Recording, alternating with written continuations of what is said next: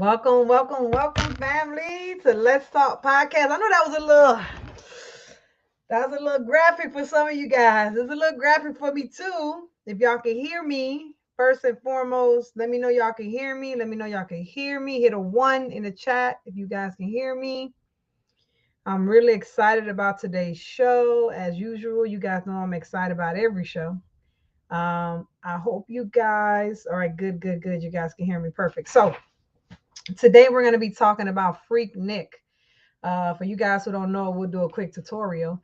But first, I want to bring up my special guest, Kevin J. What's up? What's up? What's good? What's going on, sis? How you doing? I'm good. Long time no see, man. It's been a bit. Right, I'm glad you're here. you got me on the booty shaking show. What's going on around here? I had to do it. What's I didn't going want to on? do it. I didn't want to do it, but I had to do it so people could see what we get ourselves into. This is what we talk about today. So, let me tell you something. I'll tell my husband when I was putting the clips together. I said, I'm a woman and it's really making me feel some kind of way. Like, I don't like looking at it. He's like, what are you talking about? I'm like, forget about it. I just want to get this show over with, okay? I just want to get it over with. It's wild out there, man. Woo! So, first and foremost, we're talking about Freaknik, the rise and the fall. The rise and the fall. So, Kevin J, let me ask you, have you ever personally been to a Freaknik back no, in the I day? no, I have not, but I'm definitely well aware of what it was. I mean, now for me, I'm old as dirt, so I was probably like 2 years, probably like maybe 2, 3 years out of high school. When I first started to hear about it.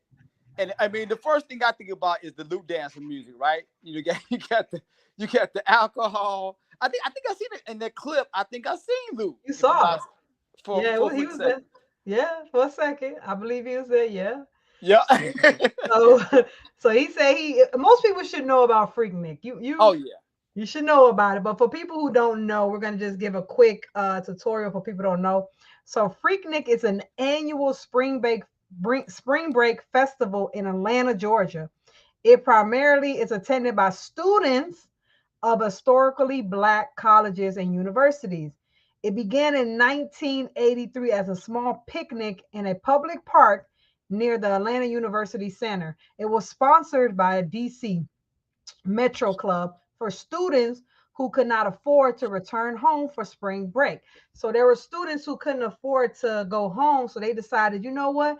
Let's do something here. Let's sponsor it. Let's pay for it. So the kids have something to do who can't afford to go home, like a Right. little picnic, right? And I think that's a good idea. What you think about that idea? I think that was, I don't know how it Oh turned into yeah. this, but I think that was a pretty cool idea. 100%. 100%. A lot of kids couldn't afford to get back. I mean, again, a lot of the HBCU students, I mean, they come from obviously low income neighborhoods. It was rough. It was rough for the family for them to get there. So I think it was a great idea. You know what I mean? Yeah, for them to do that for them. Like you said, a lot of these kids, some of them are on scholarships and grants and Yep. things of that nature. And just getting up there, let alone trying to come back and go back, just getting up there Exactly. was a hassle. So it made sense for them to want to do something like this. So it says that it continued as an annual event held during the third weekend of April, so around the spring break time. The event increased in size and popularities in the 1990s. So from like 1983 to 1990, it pretty much maintained that picnic style college students kind of feel. But in the Right. 1990s, all of a sudden it started getting popular, and they started incorporating dance contests and concerts and parties and basketball tournaments, rap sessions, film festivals, and they even had job fairs. Yep. So for the students we're talking about, some of these kids that couldn't afford to go back, let alone barely pay for them to get through school, some of these kids had a lot of these kids have to work a job and still go to A school hundred part time. percent. So Yep. it was a good thing. They were able to have job fairs and entertainment. So you were able to go out there, have a good time, and even look for potential employment. What do you think about that? Yeah, 100%. I did know a few of my back then. I was in like Chicago, so I mean, a lot of them would go there specifically for that. I had like a couple of my friends were like DJs and stuff like that, So they would literally go to Atlanta to get like even if it was just like for a short amount of time, they would try to get gigs there around the area. So like during that time, the Freaknik was it was popping, but you also had outside parties too. So they would try to get DJ gigs to go to the outside stuff outside the Freaknik. It was wild. It was Yeah, like so you a had the Freaknik, but then you had those little offside, yeah. like you said, the after parties or whatever that were in. I even think it was a video with Luke, Uncle Luke, Yep. and he said it was a crack house and that they would sometimes go in the crack house. So the crack house, people don't know, it's abandoned houses Right. that just left, abandoned. Break it down for the So, people. but people don't know about a crack house. You don't know about a crack house, Right. okay? It's abandoned houses, and a lot of crackheads, people who are on drugs and heroin addict, people who don't know where they're gonna sleep at night, let alone what they're gonna eat or where. They will live in these abandoned houses. Well, he has a video where he talks about how they would go into these abandoned houses, like you said, and they would have parties there. Yep. Yeah, Yep. And that's what I'm saying. Like some of my friends, they would do that. They would literally go down there just to kind of get their hustle up. Go down there, and they would have these parties. Like it's like the after party to the after party. You know what I yeah, mean? You have a big party, but you have another party, and then you have people who go to the Freaknik just for some of the after parties too. Like they might not be able to get to the picnic, but they're gonna go there just for the atmosphere and the other parties that was going on surrounding that. So it wasn't just the Freaknik in itself; it was the things that was going on around it. You know what I mean? So, exactly. yep, So we got Empress on here. Hey, Empress, we're just kind of basically, before we get into the real gutter of the gutter, which we already kind of had a preview of it, we're kind of educating the people on here about how the whole Freaknik got started. So we're just breaking out how it started in the colleges as a place for children that go to historically Black colleges and universities to have a place to go and something to do for spring break. It was job fairs, all kind of different stuff. And I know that you also went to a historical Black college or university yourself. And I know you are in the younger category, so I don't think you at all were able to attend this fantastic festival. But you want to add anything before we move on about how it turned? Because we didn't get to the point where it turned yet. We're just talking about the positive, how it started, and things of that nature. I think it probably started like how FAMU has the set Fridays on campus, where everyone's just trying to come together and just have a little good time on college campus. I don't think it probably started off with anything crazy. No, it didn't. It was actually what me and Kevin was talking about. It was actually really good for the kids, job fairs and film festivals. So, some students that are probably going to school for, certain arts and stuff. Imagine you're able to share your film, your work, your art with people, other students and other staff members, and to be able to showcase what you got. They even had concerts and talent shows. So it really started off for something really good for our people and for our children at that time in around 83. Now, in 1993, there was a woman by the name of Christine Copeland. She was from Washington, D.C., and a man by the name of Ron Green. And they produced the second event held in Lakewood Fairgrounds. They invited uh, Luke, who is called Uncle Luke for people in the South, call him Luke Campbell from Two Live Crew, but we call him Uncle Luke. And they invited them to come and to be a part of this event.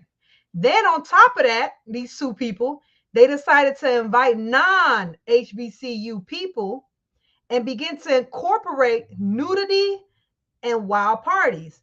Traffic became unmanageable during the Freaknik as the event became more popular to non-HBCU and non-college individuals in general.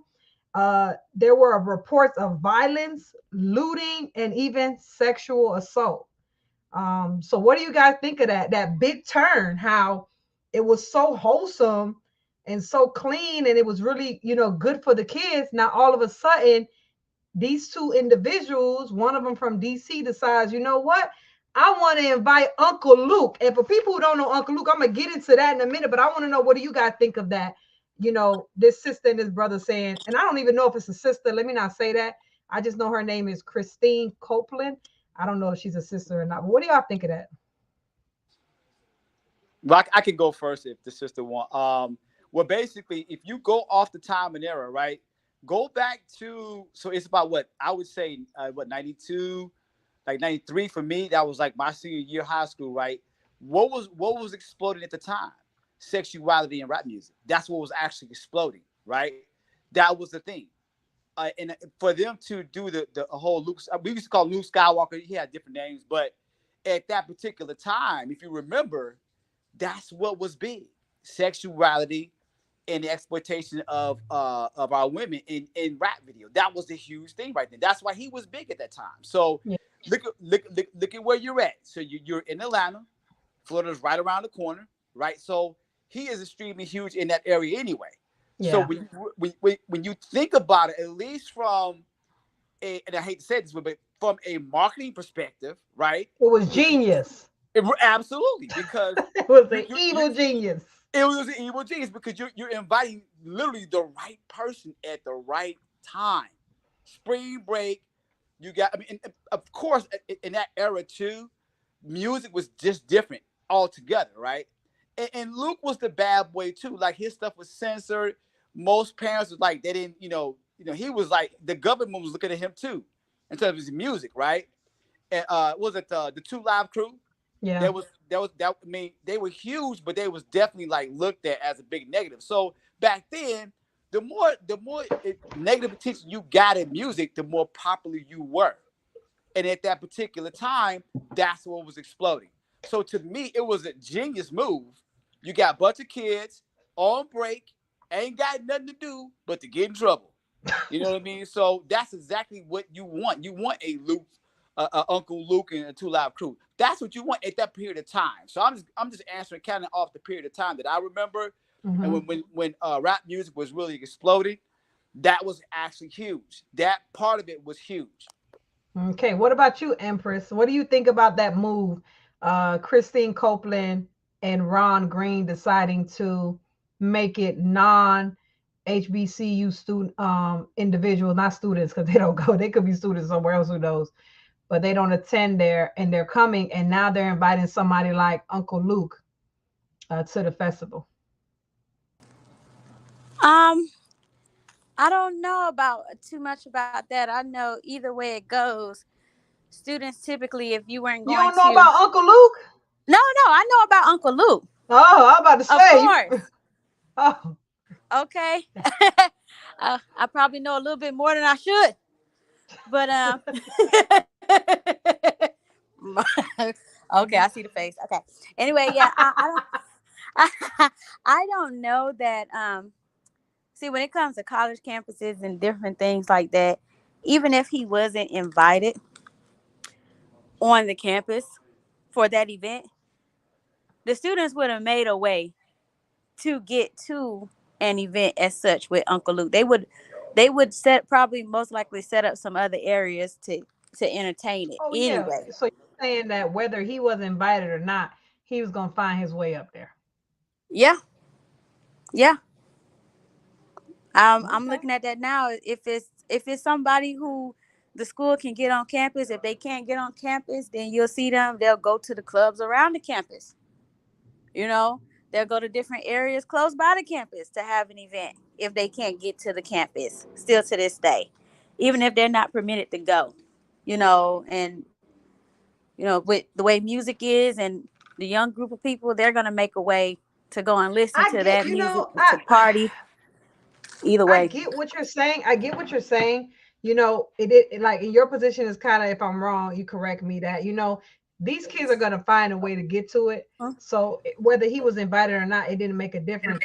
But I kind of feel that way when it comes to uh condoms. Like some people say give the kids the condoms, and then some people say no because then you're telling them to be intimate, and other people saying well they're gonna do it anyway. So I guess my position is we always have to create boundaries. Even if they find a way to it, that's their business. But let's not make it easy for them. Like I would that's say what I'm I saying. agree. I would say I Because agree. because because whether he was going to get there or not, you letting him come is kind of like a silent approval. Like it's okay for you guys to do these things and listen to this, because I want to get into some of real quick some of his titles of his song. He has songs called Doodoo Brown. I know y'all know what Doodoo Brown is. Yeah. He got a song called Scrub the Ground. So for y'all youngins who don't know that, you gotta open your legs and you gotta get all the way to the floor, like real low, and make your booty kind of like scrub the ground. He Oh, has Pop That, you know what? right. I don't, I don't say what it is.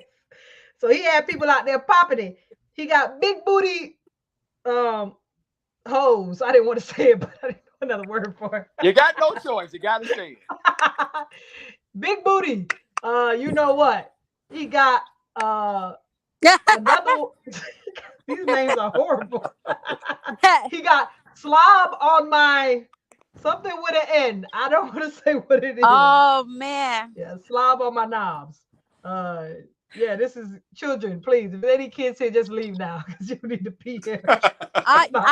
It's not I for was you. hearing it, and you know what's so crazy when you got when you got older cousins and young aunties who listen to that music around you.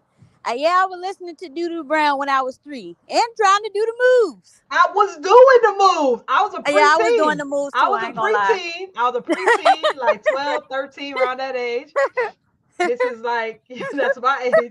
And I remember popping it. And I was Yeah, saying the word. I was doing it. it was infectious. It's I infectious. remember. And I remember people, I remember grown people there like, yeah, like cheering you on. Like, girl, you popping that. Yeah. And I was like, oh, they say I'm popping it. Yeah. They say I'm popping it. Yeah. This is who they brought to an historical black college university for our children to be able to just let loose and just really have a good time for spring break after working so hard all year long. And this is who whether they're going to fight or not, this is who we say we're inviting him, you guys. So we're giving them that silent approval that it's okay. I want to get into something else real quick. And I think this is why I got out of hand. Remember what I told you guys? They said they started having violence, looting, and sexual assaults. This is why I think the sexual assaults got out of hand. Look what it said. Remember, you got people from all over coming, right?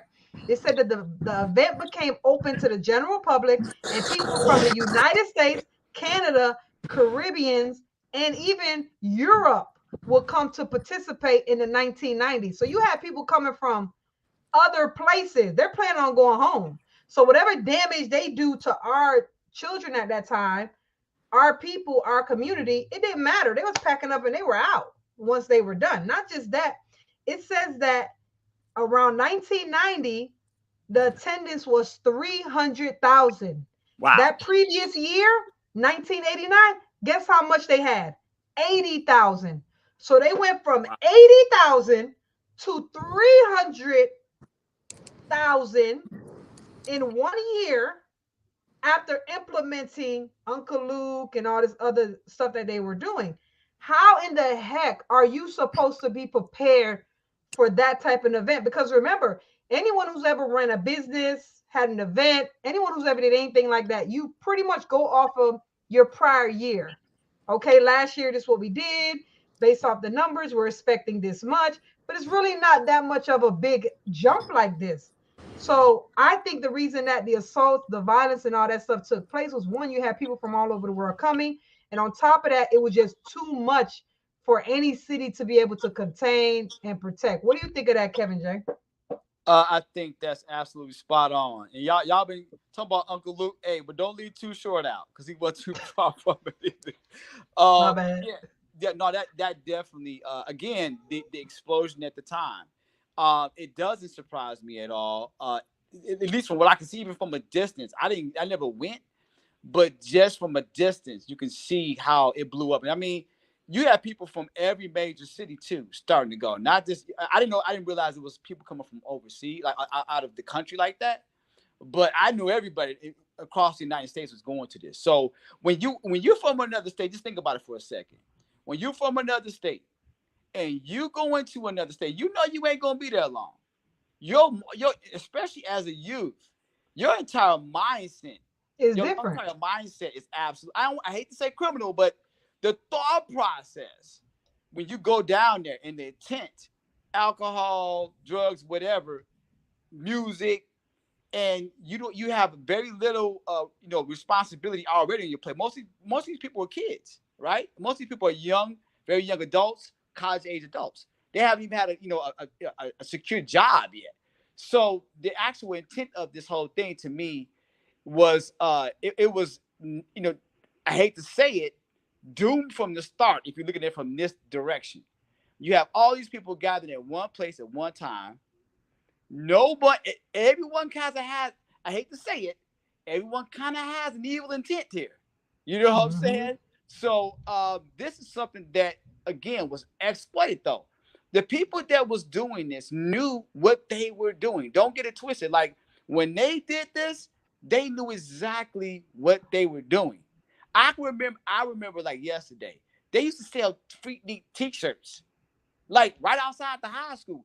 Freaknik was huge. I mean, it wasn't just the money they were making there. They were making money across the United States just from like t-shirts and stuff like that. People Yeah. was people was like Merchandise. merchandising it.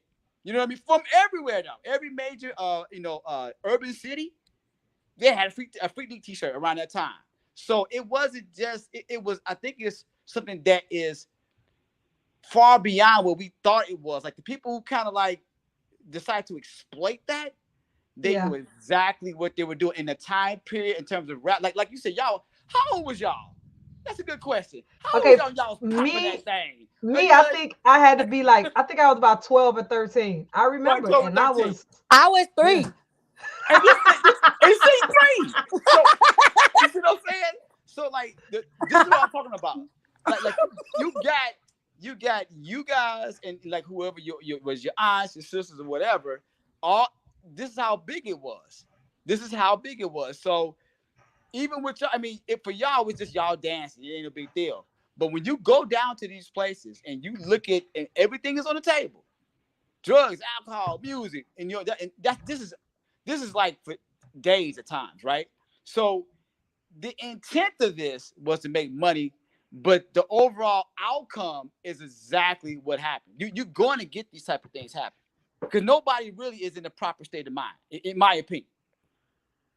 Yeah, exactly. So Shanti, I see you in. I'm gonna get to you, Empress, but I want to just bring Shanti in real quick. So basically, we were just breaking down a little bit of the history of Freaknik, how it started off as a picnic, and then in the early 1990s, we had a couple of people that started implementing Uncle Luke and other Too Short and other people to come in and start performing, and alcohol and all those things were implemented, and how they went from 80,000 to 300,000, and we're basically like getting people thoughts on how can a person contain such an event from 80,000 to 300,000? I don't even think they expected it that first year to blow up like that. So what are your thoughts on this?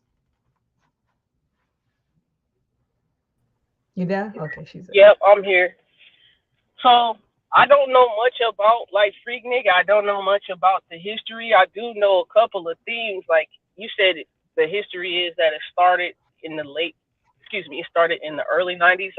No, no, I no, was no, no. It started in 1983 as a small picnic, 80, for yeah, for 83. kids who Okay, couldn't, okay. yeah, for kids who couldn't afford to go back home. Remember, this is To go historical back Black home, right? universities. They couldn't afford it, so they would have picnics, and then they would even have film festivals, job fairs. It was really helping the community at that time in '83. But then all of a sudden in 1990, we had a woman by the name of Christine Copeland and a brother by the name of Ron Green. And these two individuals decided it would be a smart idea to start implementing our more mainstream artists. And one of them was Uncle Luke. And some other mainstream artists will come. And once that happened in 1 year, from 1983 to 1989, they were expecting, it started off as small to about 80,000, which is pretty good.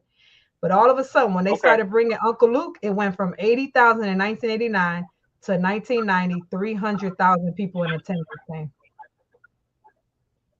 okay, cool. So thank you for the little backdrop history. I mean, I just have an opinion about something I've never something I've never been to before. I definitely heard of it when I was a student freshman year at Alabama State University in fall of '97. I heard about it way before then. You know, my sister went to Grambling, started the year 1990. She graduated, and my brother and my cousin actually went to Grambling, but they didn't graduate. My sister graduated in '94. So I mean, I learned of it through them. And when my sister went to college, hell, I was pretty much still in junior high school. So I was about that age when I found out about it, and I heard about it through them. Now, when I went to college at Alabama State University, just let me go back there, I heard about it. People asked if I was going to go, but it was starting to dwindle down because of the stories that were being heard about and told, and all the things that were taking place or whatever, whatnot. So, I mean, I just started, I know it started out as a picnic, barbecue, whatever, and I know it turned into the black people version of Girls Gone Wild. You know what I mean? You know those things that they used to do with white girls, you know, mainly on the phone. Yeah, they ain't doing a documentary on that. They need to do a documentary on that. Right. I just think it's the black version, and you know, like a lot of those girls, they consented to that. That's to me, that's the difference, because the people, a lot of the women who attended Freaknik and things happened to them, they did not consent to, you know, them being pictured when they started lifting up their shirts or coming out there with their booty all hanging out. You know what I mean? So my thing is, hey, people want to go out and have fun. People want to go out and do their thing. I used to dress provocatively when I was rapping out here. Thing is, so what if we dress provocatively? It doesn't matter. The thing is, we don't want to be raped. We don't want to be, we don't want to be great.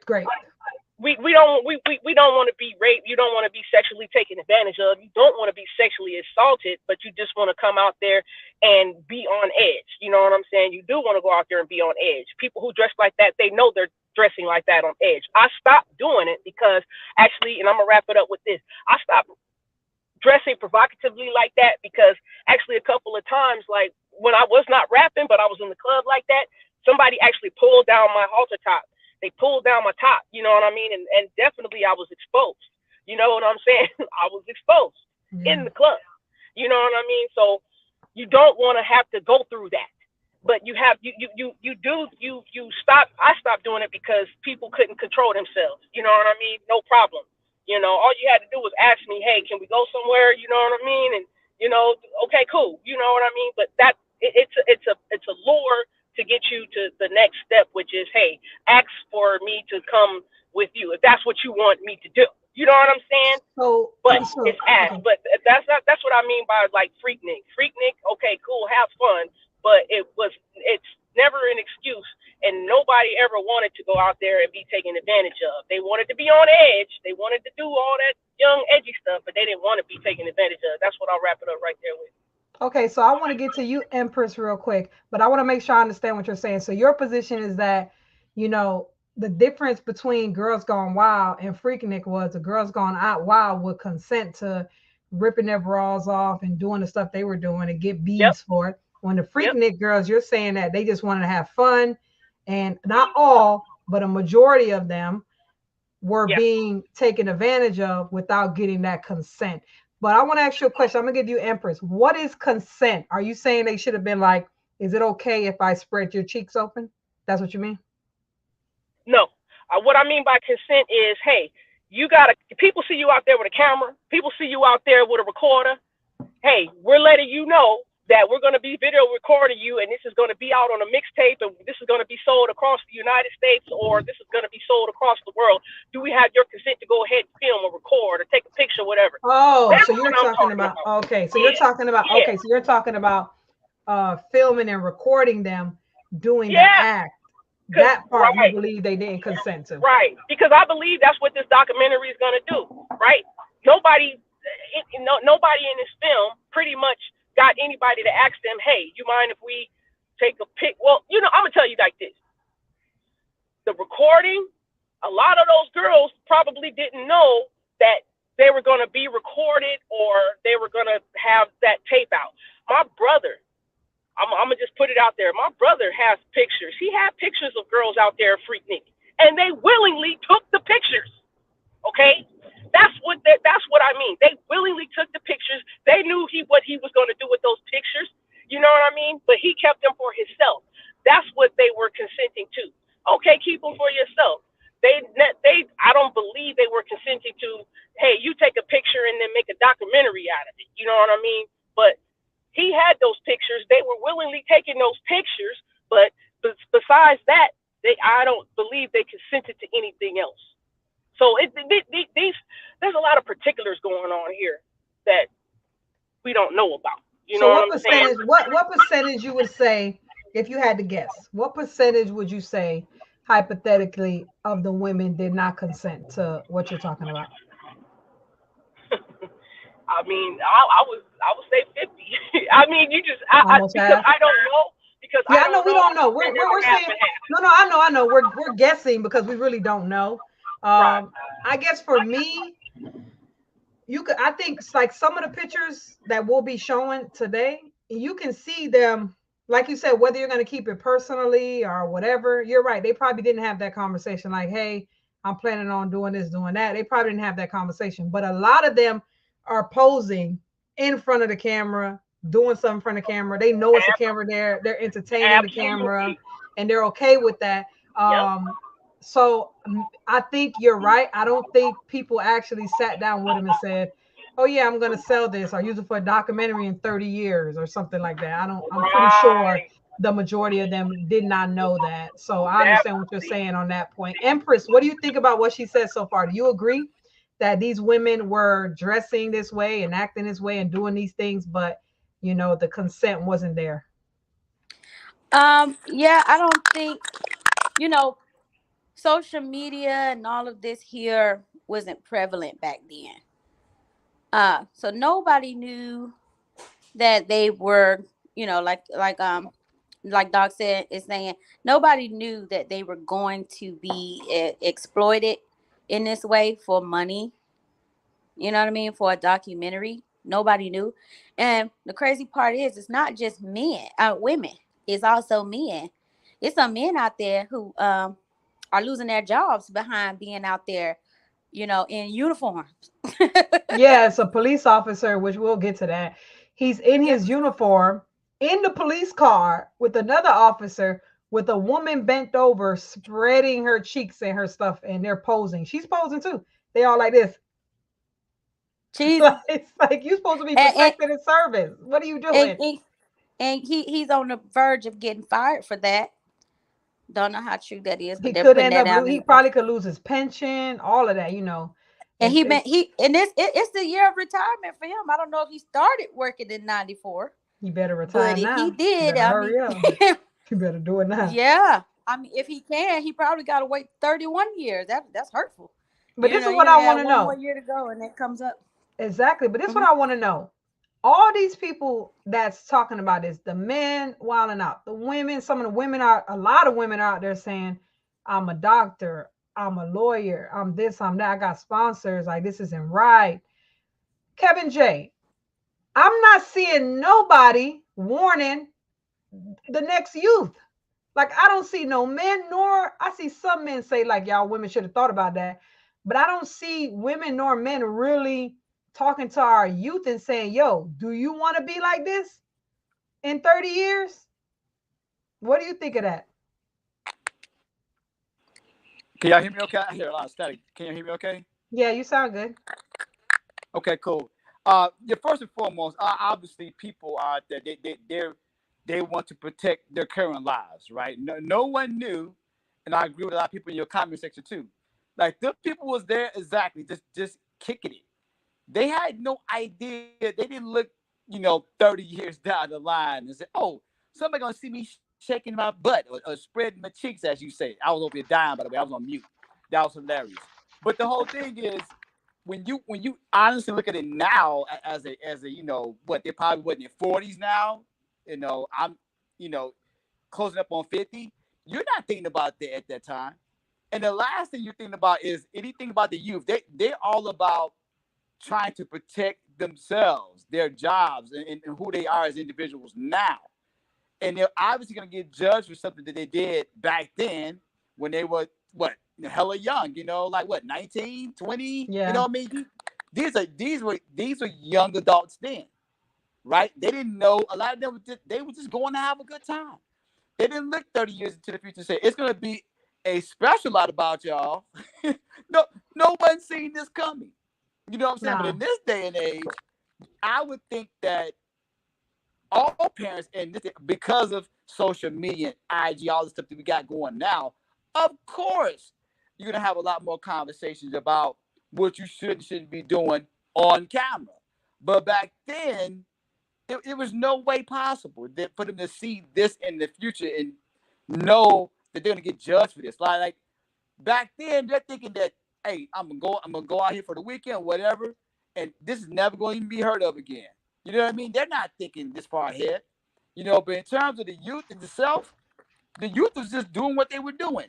In terms of what they do now, though, because you have all these different outlets and things like that, people can see everything now. Everything is recorded. Everything is out there, right?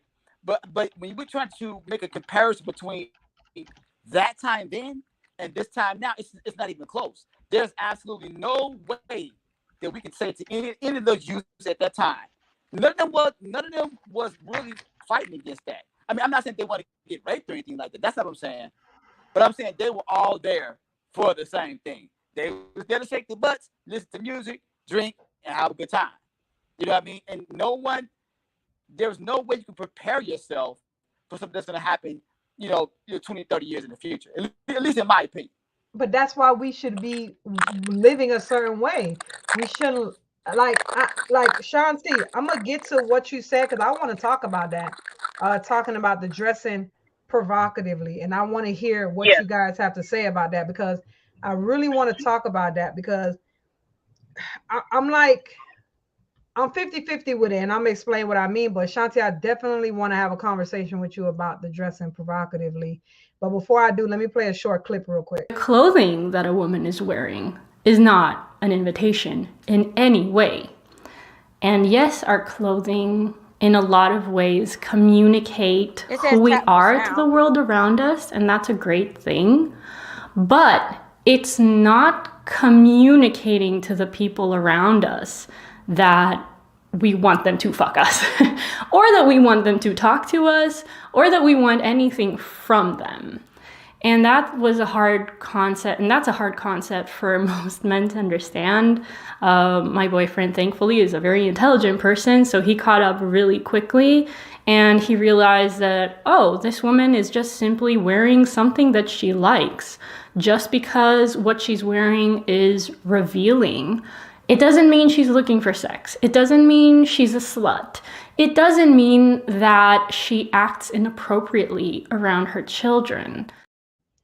Okay, so I played that clip because it was two things that she said was very interesting.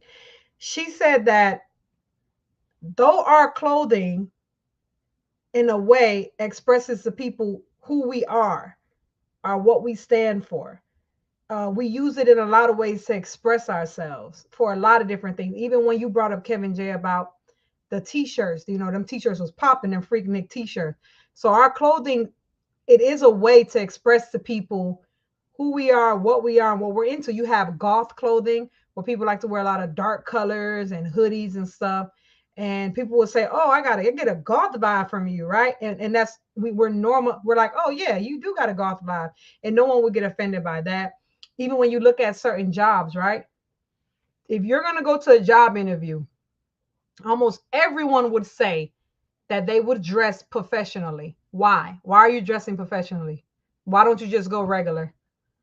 Because you know that what you're wearing is a representation of what you're trying to sell to someone or what you're trying to present to people, whether you want to believe it or not. Especially brothers could say, when I dress this way, I get treated this way. When I dress this way, I get treated this way. I have heard men say, when I'm wearing a suit and stuff and I go out to grocery stores and I go places, people treat me different. But when I'm wearing like a hoodie and some jeans, I get treated totally different in the same spot. So this idea, and I'm not saying you're saying this, Shanti, or anyone else is saying this, but this idea that we can dress in what I like to call a whole uniform, because that's what it is. Whether you're like the girl said, just because I wear that doesn't make me a hoe. You're right. Dressing like that doesn't make you a hoe, but you're wearing a hoe uniform. So if people then approach you with the energy of you being a hoe, just like if I'm in a business attire and I'm going to an interview and I'm getting treated like, wow, this person is so professional, I expect that. Well, you have to realize in this world, that's what you're going to get. If you dress like a hoe, you're going to get hoe mentality people, you're going to get whole responses. That's just the reality of the situation. So I'm not saying this to say that, you know, because women dress like this now that equals yes, they should be great. I'm not saying that. But what I'm saying is if you're going to a baseball game and you don't want to get hit by the ball, you're like, I've seen people get hit by balls, you'll probably wear a helmet. So if you don't want to be raped and you know you're going to a Freaknik, that's the name. It's literally called Freaknik. You're going to Freaknik where they're going to be singing songs saying pop your coochie. They're going to have liquor and you're half naked. And now you get raped and you say, but I am not inviting that. You're right. You're not inviting it, but you're sure giving off that energy. Like that's my position. I feel like you don't deserve it, but you're opening the door to that. Now they might grape you anyway. This is true, but you're layering on more that could make the situation worse by dressing that way. So that's kind of my position on that. But what do you think of that, Shanti? And then I want to hear from Empress and Kevin J. All right, so let's talk about hoe. Hoes are, that's the slang word, really, because it's a garden tool, right? But a slang, it became a slang word for, sorry about that, it became a slang word for a prostitute. What does a prostitute do? She sells her body for money. So these prostitutes who sell their body for money, they started wearing certain type of outfits, right? It don't make them prostitutes. The action that they do make them prostitutes, not the clothes. You could put a regular quote unquote church dress on a prostitute, huh? You could put a church dress on a prostitute. She's still a prostitute because of what she does, not because of what she wears. You can dress her up like a Kojic person, lady, all day, right? Okay, now, so let me say this. I can wear a dress. I wear dresses. I wear skirts. Some people would try to take that as, oh, yeah, there's an open access now to what's up under this dress or what's under this skirt. It's easier access for me. Let me go ahead and take liberty to look up under this skirt or look up under this dress. Let me take the liberty to pull this dress up or pull the skirt up. Why? Because it's accessible. She's asking me for it. Really? What makes what makes a person that they do that they're labeled a hoe? It's because of what they do, not because of what they wear. You got people who go to church every Sunday. You got women who go to church every Sunday. Let me just say this. You got women who go to church every Sunday, right? They dress up like the Kojic women all the time. And guess what they're doing? They're out here selling their body for money. And nobody thinks they're a prostitute. Why? Because they're in church all the time or wearing these quote unquote dresses, skirts or whatever. You know what I'm saying? So things are not necessarily, our clothes are not an invitation. Okay, and a woman could, like you said, like you were alluding to, you could wear some sweats. You could be wearing some sweats and get got at, and somebody's gonna do what they want to do. It's a mindset. But the whole thing, the whole attitude of going out there was, hey, we're about to get freaky. It's called Freaknik. Okay, everybody can go out there in some sweats and a t-shirt, and that attitude was still gonna be the same. I don't think it had anything to do with the people, what the people were wearing. You said provocative clothing is an extra layer to do that. Nah, to me it's not, because I'm telling you, people get got at. Like when I was rapping, I got got at all the time. I could be covered up or not. I got at all the time. Let me get you a drink. Let me try to do something else. You know what I'm saying? All the time. It didn't matter what I was wearing. It mattered who I was and what I was doing when I was doing what I was doing. You know what I'm saying? Good at what I did. Okay. When I met my husband, I was in some jeans and a t-shirt, and he told me something.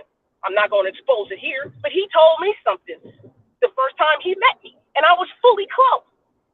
Okay, so I mean, people have their imagination, but people already come with a mindset, a certain outlook. When you labeling something or label an event a freaknik, they expect somebody to come out as a freak and get freaky.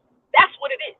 So I'm gonna wrap it up by saying, hey, just because women have on a dress or a skirt don't mean, oh yeah, it's easy access. You want me to lift that thing up, look up under it, whatever. You want me to try to get whatever it is? No, that's not an invitation. You know what I'm saying? Otherwise, why are not we going out to? Why are not people going out to church folk or church women, quote unquote, and doing this? They Okay. are doing it. They are doing it, but I mean not to this scale. But that's what I'll say. I mean, No, I I know understand. I talked a lot, but No, yeah. no, no. No. You have no. I want to give you the I time mean, to express one yourself. more thing, one Yeah. more thing. But yeah, when I was dressing provocatively, like it just wasn't an open invitation. You know what I'm saying? Like I could pretty much the Aaliyah dress or whatever. That's what we be popping off a lot back then. The Aaliyah dress. You probably just had your back out or your stomach out or your shoulders out or whatever. You know what I'm saying? My mama used to dress with her shoulders out, but she didn't get got like that. But I mean, look, people go to the pool all the time in bikinis, right? And men, they go out in their speedos or whatever, and nothing happens to them, right? We don't go and say, oh, it's an open invitation now. No, I think the name got the open invitation that people was gonna be actually out there looking for, to get something sexually popping off. But that's it. I want to wrap it up there. Nah, I understand what you're saying, but I want to give a disclaimer just in case anybody may have been, and I'm not saying you're doing this, but I want to make sure. By me saying that a person is adding an extra layer, I'm not saying that therefore means that they're giving a person an invitation to do something to them. What I'm saying is that you're giving them more opportunities. Like for example, I don't know if you guys ever used to wear the gold chains and stuff like that. Anybody in their right mind will tell you if you're going to be somewhere you've never been before, dark, walking alone, don't have your gold chain hanging out. Why? Because it may entice someone to want to grab it and take it. Now, they might want to rob you anyway. They probably going to rob you anyway. Who knows? But you having the gold chain out could entice them even more to want to do it. So, should they get robbed? No. Did they deserve that? No. But I feel like we can't walk with this idea. And I'm not saying you're saying this, but I've heard women say things like, me having my cheeks out, it doesn't matter. If he's going to do that, that's because there's something in him that's making him do that. And for me as a woman, I can tell you now, me seeing my husband, like, I want to say nude, that does something to me.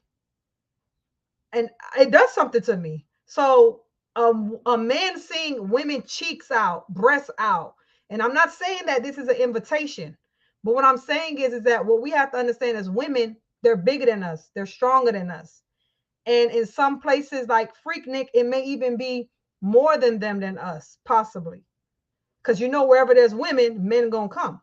So if all of this is the case, as a woman, I gotta be smart and say, okay, though I may not deserve this to happen to me, I don't want to entice them any more than they may already be enticed. That's like pretty much what I'm trying to say. But I'm not, I hope that I don't come off to say like, okay, this person pretty much deserves, or I'm inviting them to assault me. But Empress, you want to add anything to what Shanti said?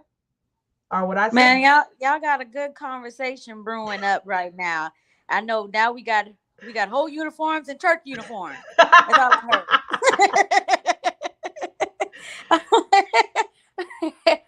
I don't know. I just see things a little different. Um, when you're young and in college, for example, I know that me being young and in college, I thought it was okay. My first year, you wear short shorts and all of that, to events and games and and clubs and everything. Um, and you don't think too much about it. But the older you get, And it's just a fact of maturity and maturing into a woman. You just see, okay, you know, what am I presenting to others? And not that you care about others' opinions. It's just like you said, when you're getting out into the professional world and just thinking about how social media is now and today. Somebody take a picture of you in your short shorts and you 30, 40 years old, you know, and now your kids looking at it, you know, your mother, your kids, and your nieces, your nephews, they see you, half naked or whatnot. It's just not a cool But I look, want to say something. to Why get why the is that respect. why is that not a cool look? If that, to me, I'm like, why is that not a cool look? It's just not, because how you dress is how you're going to be treated, whether we like it or not. Even as a teacher, I can't imagine, like, the topic about the teacher wearing her short shorts or short fighting a student or whatever the case may be. The first thing that she had to say was that she had 22 years of experience in teaching. They didn't talk about any of that. They were just talking about how she was dressed. Everything was about how she was dressed. But then again, it does. And even being an educator, I noticed that the teachers who do, dress presentable, they do get more respect. They do. We do. You know what I mean? And My that's first and year that's teaching. kind of what I'm trying to say. Whether it's right or wrong, whether we Yeah, agree or whether we it's right or wrong, it's disagree, wrong. whether it's right or wrong, we agree or disagree. At the end of the day, if you're dressed half naked with your cheeks and your breasts out, you You're are gonna get you are treated like giving that. a yeah, you're going to give a higher percentage of a possibility of being judged, assault, or even perceived a certain way. Like, that's just the reality. Is it right? Is probably not. We shouldn't. But No, then it's not. again, I kind of feel like, see, that's my. I kind of feel like it is right a little bit, not all the way, because we do that with everything else. Like, everything else, we look at it like, okay. For instance, if someone's gonna watch my kid, if I'm looking for a babysitter, I'm looking at, are they hygiene's good, what they wearing, what they got on. I'm looking at all of that before I even talk to them. I'm watching everything. And if they come off looking provocatively too sexual or anything like that, I don't want my daughters around that. But why am I doing that? Am I wrong for doing that? Should I be like, well, it doesn't matter if she's wearing that. She's probably a hell of a good babysitter. She probably is. But I'm still, as a parent, going to be on that thin line, like, I don't think I'm going to get her because the way that she's dressed. That's why I'm kind of like, I can't be delusional and say, well, what she's wearing should have nothing to do with her babysitting skills. Because at the end of the day, what our children are looking at is going to affect them. So if my son, 13, 12 years old, is looking at a teenage girl wearing sexual clothes, as a parent, shouldn't I be like, well, I don't think I want him exposed to that quite yet. So maybe she's not a good fit. That makes sense what I'm saying? I don't know. Yeah, yeah, I can see where you're going with that. I can see where you're going with that. But people as a whole too, at the same time, you got to make sure people don't want to take time to actually get to know someone and ask them questions They about take the themselves. first, Or they look at yeah, that first initial, how you look, yeah. and they'll just go off of that. I got my first customer that way in real estate industry. She came in with her pajamas on, ready to look for a house. Shanti, I see you took your mic off. What's up? Look, You want to jump in I the look, mean, conversation? look, and this is guess the what? thing. Everybody, My bad. huh? Go ahead, sis. I was Go ahead. saying My bad. Go ahead. nobody wasn't even approaching her. I was like, "Well, shoot, what's up? What you want?" Closed my first deal. Sure did. Everybody You was didn't care judging about their her for what she pajamas. was wearing. You ain't care about their pajamas. You was I, like, I'm gonna get this Cause you sale. can't.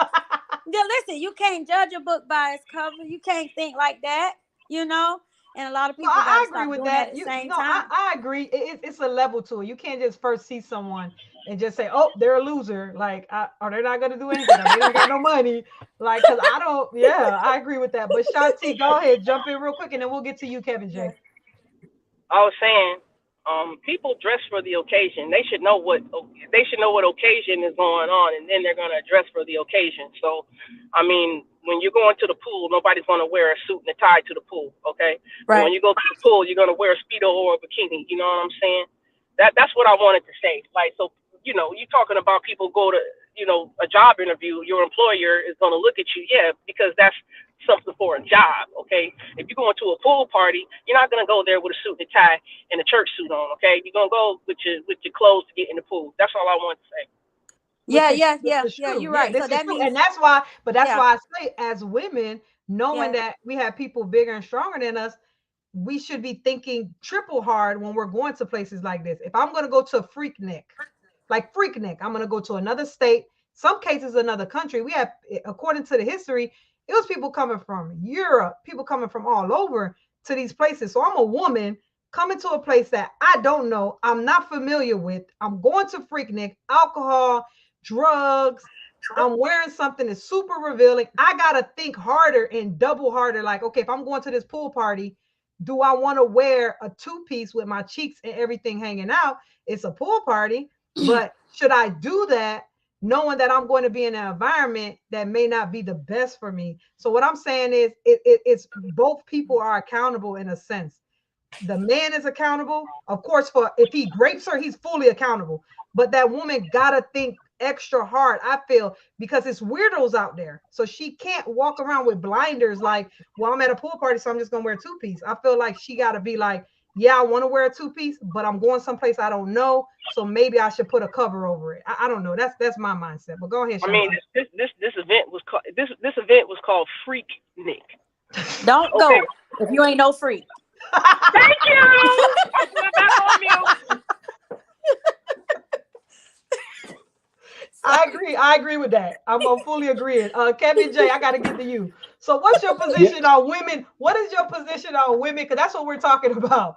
Talking about the Freaknik. I know you heard everything me and her said. So go ahead, respond to what we were talking about. Well, okay. First of all, from a male perspective, what I do agree with Shakti is this: if you're going to the Freaknik, you're going to the Freaknik. It's literally the Freaknik, right? But here's what I will say from a male perspective, right? If I am a male and I am intoxicated and I'm listening to booty shaking music, or as you say, Christina, cheeks out music, right? If there's a woman dressed super provocative, like half naked, and there's another girl with just a long t-shirt on, some jeans, my mental is automatically looking at the female that's half naked, not the one that's got the long t-shirt on. So they both could be dancing how what kind of way, but when you're dealing with a male that's intoxicated at the freak meet and you dress super provocative like that, just know that of course you're gonna have males flocking towards the person that looked the freakiest. Now the pictures I see from back in the day. Now, of course, I'm 50, so I know well. I never went, but I know a lot of people that went. I know exactly what was going on at that time period, right? So if you got a female half drunk, dancing, whatever, and there's another, there be other females there too. They may have like the little Daisy Duke type shorts on with a Freak Geek t-shirt on, right? That's cool. But if a girl has a top on, right, boobs jiggling, you can see everything down there, right? Super short shirts on, booty hanging at the bottom of the shorts. Men are gonna automatically look at that one as okay, that one gonna get down for sure. That one maybe not. That one could just be having a good time. But that one wants to go down. I'm just being honest about what men are seeing. Also, you have some mentally challenged people out here. What I mean by this is that they might be normal in every kind of way, normal, everyday person. But when it comes down to the female body, they lose it. You got some men out there just not mentally stable to when they see a female dressed like this, they cannot handle themselves. They may be able to handle themselves in every other situation you can think of. But when they see a woman, it's their mentals, there's a chemical imbalance there. This is why obviously like pornography, that stuff, pornos and stuff like that's one of the richest business out there. This is why. And at the time we're talking about Freaknik and loop dance and all that, at the time of the music, at that time period, I told y'all before, exploiting women in the videos and stuff like that, that was huge then, right? So at this particular time point, when everybody shows up at the freak, not a job interview, not a pool party necessarily, but this is freak me. So you're there to have a good time. But I still would say you have to be conscious of how you're dressing even there. Yeah, you're having a good time, But if you dress like this, you are gonna definitely get some unwanted attention by some probably mentally challenged dudes when it comes down to the female body. Some dudes just cannot handle themselves. This is why I mean, if I had a daughter, right? I'm gonna always teach my daughter to dress appropriately. You should, and even in the party situation, dress with some common sense is what I'm saying. There's stuff that you could put But do you on think? But do you and still think have a her good wearing? time in. But Kevin J, do you think her wearing that? Because what you're saying is this is what a woman would say. So basically, you're saying that I'm inviting a man to grape me because I'm wearing something sexual because I got my titties jiggling and I got my cheeks out. You're basically trying to say that I'm inviting him to grape me. Is that what you're saying, Kevin J? No, I'm saying this. There's still responsibilities here. You got the female body, right? You guys know what you have. You have $1 billion business based off of how y'all look. Let's not be like, I don't want us to think that no one here is like so unintelligent that they don't know. Like the female body sells, period. Right? So what I'm saying is this. You're not inviting somebody to break you. But what you are doing is you're exposing yourself to a degree. And what I'm saying is there are people out there. I'm not saying those people are right, but there are still people out there. The danger. You're putting yourself in an unnecessary position because there are people out here that cannot handle looking at women, especially with alcohol. So no, I'm definitely not saying that, hey, you're inviting someone to rape you. I would never say that. But what I will say is this: if the female body has sold so many records, alcohol, sodas, I mean, y'all body have sold. I can't even imagine how much money that the female body has made for corporations and companies. Can you? There's a reason for this. So That's what I'm why saying everywhere we is, go is free. Because wherever we go, it's men free. gonna follow. Girls get in free. I've been to these places. Women get in free, right? This is the reason. But what I'm saying is, you have to be smart about this. You have to know that your body, like men buy cars and stuff like that. A lot of things that men do is for the female. Why is that? So what I'm saying is, you have a responsibility on yourself to say, okay, look, is some crazy dudes out here. I ain't putting the color on it because it's just a bunch of crazy dudes out here that have mental issues that they cannot handle themselves. And you, as a woman, you have to understand it. Also, you mentioned something else that's very important, Christina. You guys Okay. are not typically not strong. You're dealing with somebody that's going to be probably double your strength, right? You have to protect yourself. All these things you have to think about when you do these things. So no, I'm definitely not telling a woman you invite someone to rape you. That's crazy. But I am saying you got to have some common sense because you got people out here that don't have common sense. And when you have a woman's body that is on a pedestal, it sells so much, you have to be careful. That's ultimately what I'm saying. All right, all right, all right. So if anybody doesn't want to comment on that, we're going to get into some of the accountability. I want to talk about females' accountability for the fall of Freaknik and male accountability for the fall of Freaknik. Do you guys agree or disagree that there's any accountability that should be held for either party? Now, remember, they said looting, sexual assaults, and was it looting, sexual assaults, and violent crimes. So people were getting attacked, hurt, women were getting raped, and places were getting broken into. So I want to play a clip because what's happening right now, women who were on top of the car jiggling, getting their cheeks spread open, all this stuff that they were doing, you know what? Stop. Before we do that, I want to skip something. I know I shouldn't do that, but I'm going to do it only because we were just talking about this. Shanti and Kevin J, all of us were just talking about this whole idea of, okay, is her clothes inviting this? No. Why would my clothes invite someone to want to grape me? And Kevin J is like, of course not. I'm like, of course not. But you do hold a responsibility. You have to be responsible because, like you said, some men cannot control their sexual appetite. So I want to get to this video because I want to know, Shanti, what are your thoughts on what's being said in this conversation? And then Kevin J and Empress, I want to know what are your thoughts about what they're saying in this conversation. Do you agree? Do you disagree? and I think you should be able to hear it fine. So let me pull it up real quick. Where you at? Where you at? Hold on.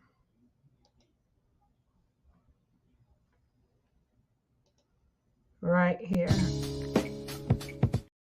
This one. I'm trying to get out of the car and walk to a McDonald's to eat. We kind of wanted to just see what was going on. We couldn't get Student Stacy Lloyd describes going out with a roommate after getting off a restaurant job.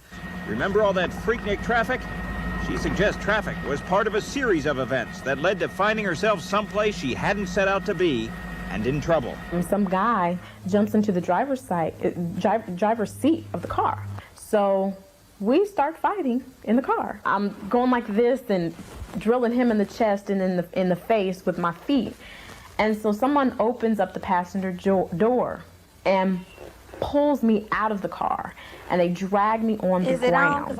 They ripped my skirt, my underwear was ripped. One of my sisters, she had her, I can't hear anything reaching up under her dress, trying to feel and everything. I had my dress ripped off. Flesh. Now, I would not grab your body, but there are people that will. That will, right. So you should dress appropriately. So I was in that statement because, that's just me. I had a little shirt on, I had a little shorts on. I got it, I can flaunt it. It's a party atmosphere. It's just kind of like being at a ball game. Once everything gets going and you're walking around naked and you get grabbed, don't come crying at the end and say, oh, well, I didn't know I was going to get raped. Or I didn't know I was going to get fumbled. You can't say that because the sister's walking around down here showing a lot of her body that she is asking to be raped. That is just her saying that she is showing her body. She is a beautiful black woman who is taking pride in herself. She has it, so she can show it. The bottom line is when she... All right, so basically, I hope you guys heard it. It was just basically, I was showing one clip where these women, they weren't even a part of the Freaknik. One of them was going to McDonald's to get something to eat. The other one was getting off of work, trying to get home. And the Freaknik crowd started attacking them, trying to rip their skirts off, fondling them. And thank God somebody came and helped them. The other part were clips and an argument. This is back in the early 1991, 92. It was an argument where a man is saying, you shouldn't be wearing clothes that are revealing. And another girl is saying, well, if I got it, I'm going to flaunt it. And he was saying, well, it's just like a baseball game. If you go to a baseball game and a ball might hit you, you might want to protect yourself or sit a certain place just in case if that happens. And she's saying that doesn't give a man an excuse to, grape me or assault me. So we want to talk about how we're looking at this thing. I want to hear from you, Shanti, first. What are your thoughts on the clips that I just shared?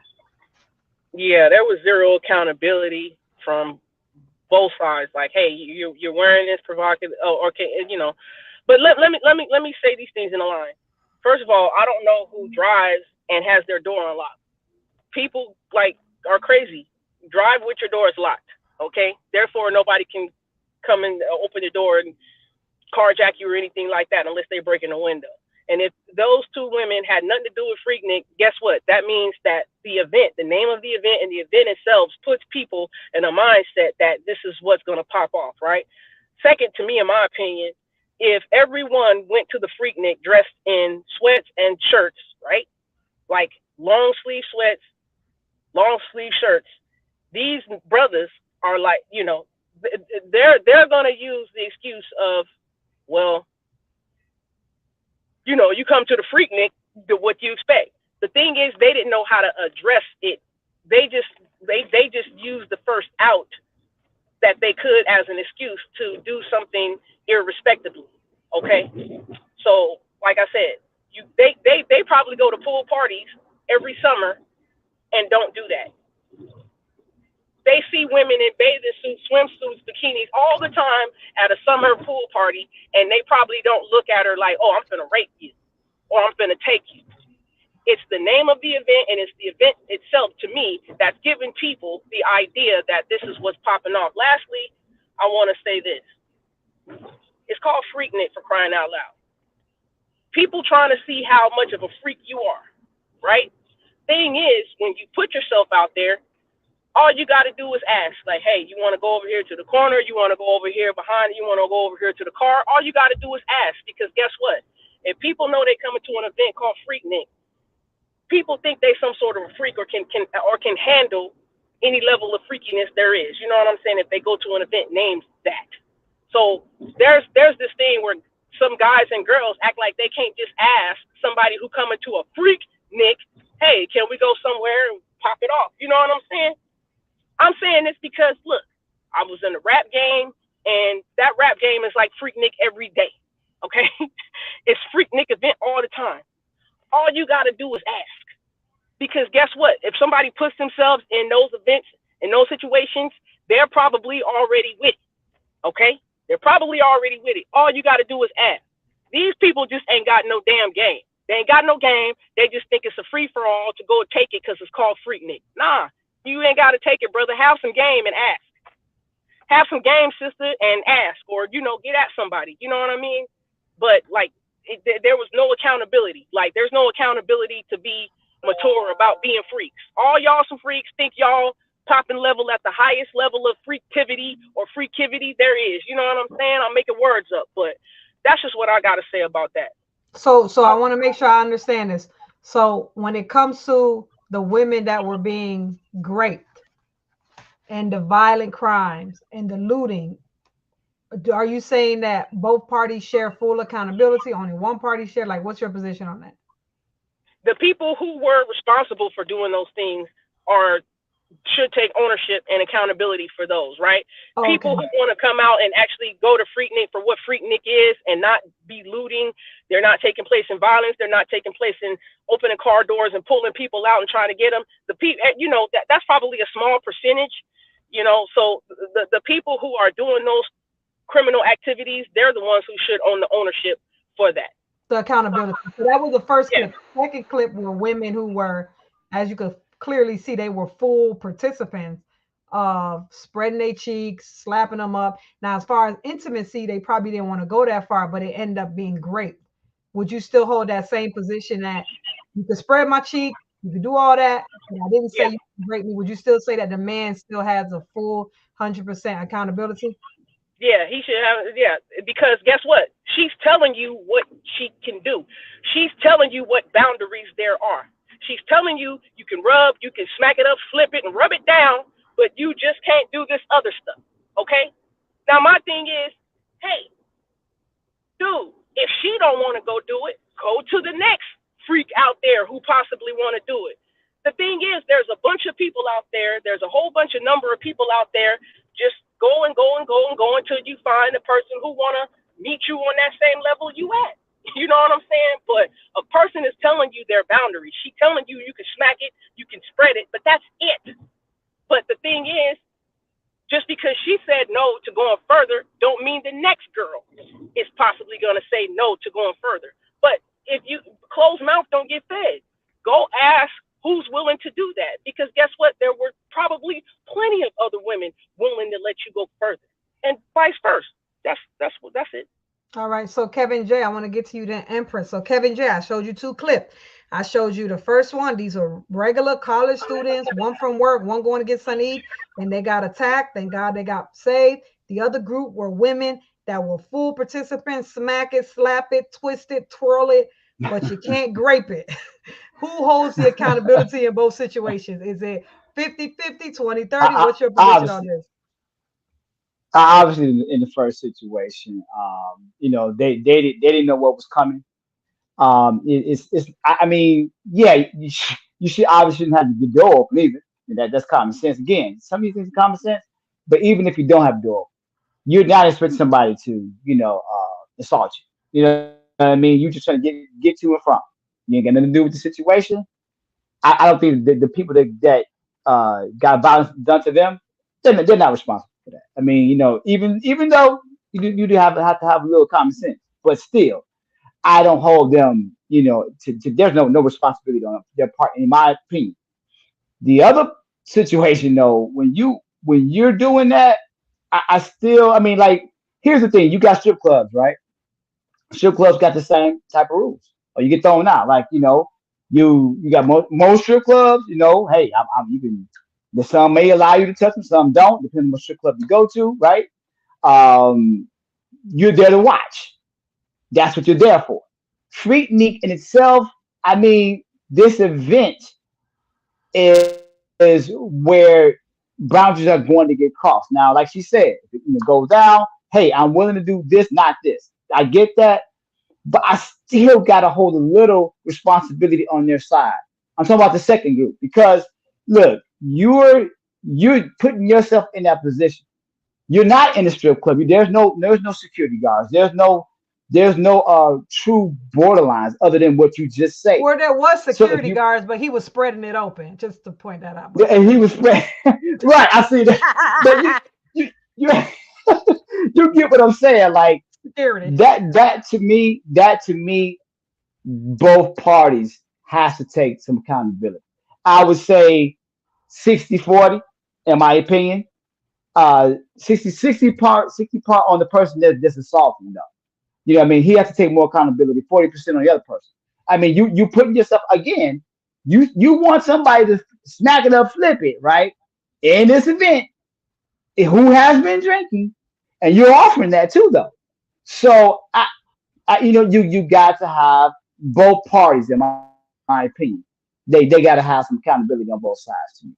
You got to have some restraint, even though you're going to. And by the way, too, there's a lot of people that went to Freaky that wasn't going there, just to get down. That's it. They were going to have a good time, and they were going because their friends were going, and there was a big event. But I can't say all the women that was going there was going there to be freaking. All the guys was going to be freaking. I can't necessarily say that because I don't think that's necessarily true.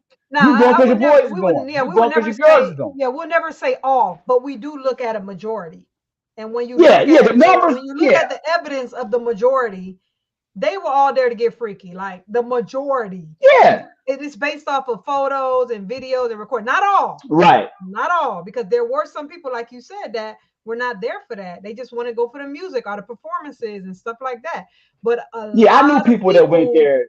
a They lot didn't of go there for people were that. there for You know. the name. They were there for the Of freakiness. course. Okay, Of course. so Yeah, your yeah. position is the first party. You're saying zero accountability. Yes, you want to be aware. Keep your door locked, like Shanti said. Don't be driving around with an unlocked door. Right. But both of you are saying, nah, you're not accountable for that. But your difference is the second party who's saying you can smack it, slap it, twist it, rub it down, but you can't grape it. You're saying that they have somewhat of some type of a responsibility in the sense of not putting yourself in a position to get raped by Yeah. allowing men to smack it up, slap it up, rub it down with baby oil. Yeah. At that Empress, event. at Right. a Freaknik event. Empress, what's your position? First group, just going to get something to eat, coming from work, and they almost get great. The second group is spreading it, slapping it, rubbing it, twisting it down, and then they get great. Who holds the accountability or responsibility? Yeah, I mean, both actually have to have some level of understanding. You know what I mean? When you go to a certain place, like I said, I wouldn't go to no place called Freaknik unless I'm free. You know what I mean? That's just like Rolling Loud. I don't smoke. You know what I mean? So why am I attending Rolling Loud? I don't care who's performing. That's not my scene. You know what I mean? If I don't smoke, then I don't need to be going to Rolling Loud because I know people are smoking. I'll get secondhand. You know, like everybody just has to be aware of the surroundings and what the event entails. You know, when you see people, oh, it's called Freaknik and they're out there having sex, but this person's performing. Let me just go. You got to think twice about your surroundings. You could be at the wrong place at the wrong time, and as you mature, it's just like no, I'm not going there. No, I'm not going to that strip club. No, I'm not doing this. No, I'm not doing that because I don't want to put myself in a position and for that unless I'm going to be involved in the same activities as everybody else in that situation or in that arena. So everyone's got to be responsible enough to make life choices and say, listen, that's not really my forte. You know, I'll just go to a regular concert, where there's security guards. If I'm for sure Luke wasn't just performing at the Freaknik. He had other performances and concerts, where you can go and be fully clothed there, and different things like that. I'm for sure it wasn't just at Freaknik he was performing. So there's a lot of outlets that you could have attend. Now, especially for the men, you can't just say, oh, because that person is dressed a certain way. You got a mother, you got siblings, you got an aunt. You know what I mean? You have women in your family where if your siblings or your mom or your aunt was to attend somewhere, you're not going to have any understanding. You're not going to care what they was wearing. You might get on their case about what they're wearing. But at the end of the day, you're not going to have no sympathy for someone who approaches any of your relatives that way, any of the women in your family that way, no matter what the event name is. You're not going to care. Listen, don't touch my daughter. Don't touch my mother. Don't touch my aunt. You're going to have that mindset. Even though you might say, yeah, you shouldn't have wore that, this and that and the third, but you're going to be done hurt somebody before you even get to that point. So my thing is, I'm just going to, I'm not going to go to an event where they're doing all that, and I know I'm not down with it, just for me to have to call my dad, call my brother, and put them in harm's way just to protect me. When I could have just made the right choice and say, look, that's not for me, because I can kind of see how things could go sideways if I was to go to an event like that, because that's not really my forte. Okay, so now so your position is basically the people who are going there, are you saying that they have to hold some responsibility because they shouldn't be going somewhere that's not their scene? I believe so, yeah. If you go to it, like I was just saying. But what about what Shanti said? She said you have levels of freakiness, right?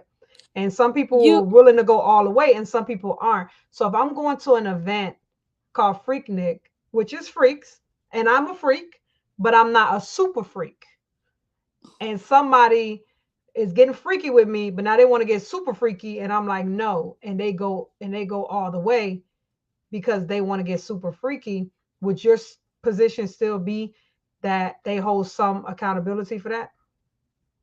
Yeah.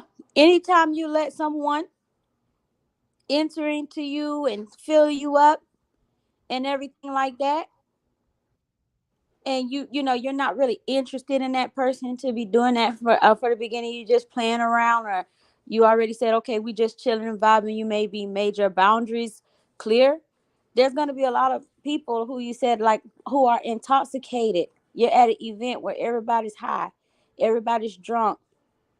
You know what I mean?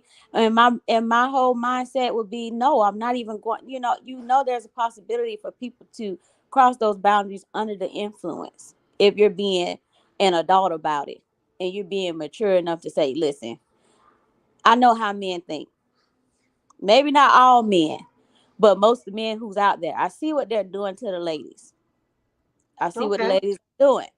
You have to have some type of discernment, is what I'm saying. You have to take accountability and be mature adult and have some discernment and say, listen, if I let him do this, he may do A, B, C, D, E, F, G. So I'm opening up a portal.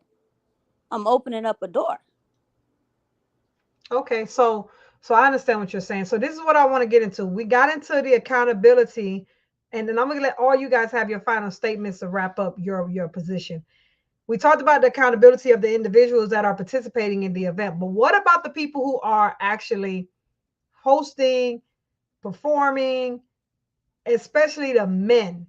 So like the men security guards, and in particular, the man that is actually in charge of the music and things of that nature, talking about Uncle Luke and him being a part of promoting this documentary.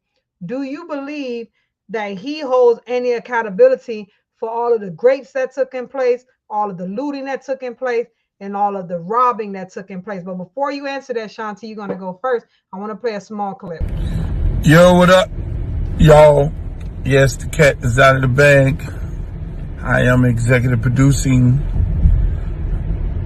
Freaknik the documentary. Yes.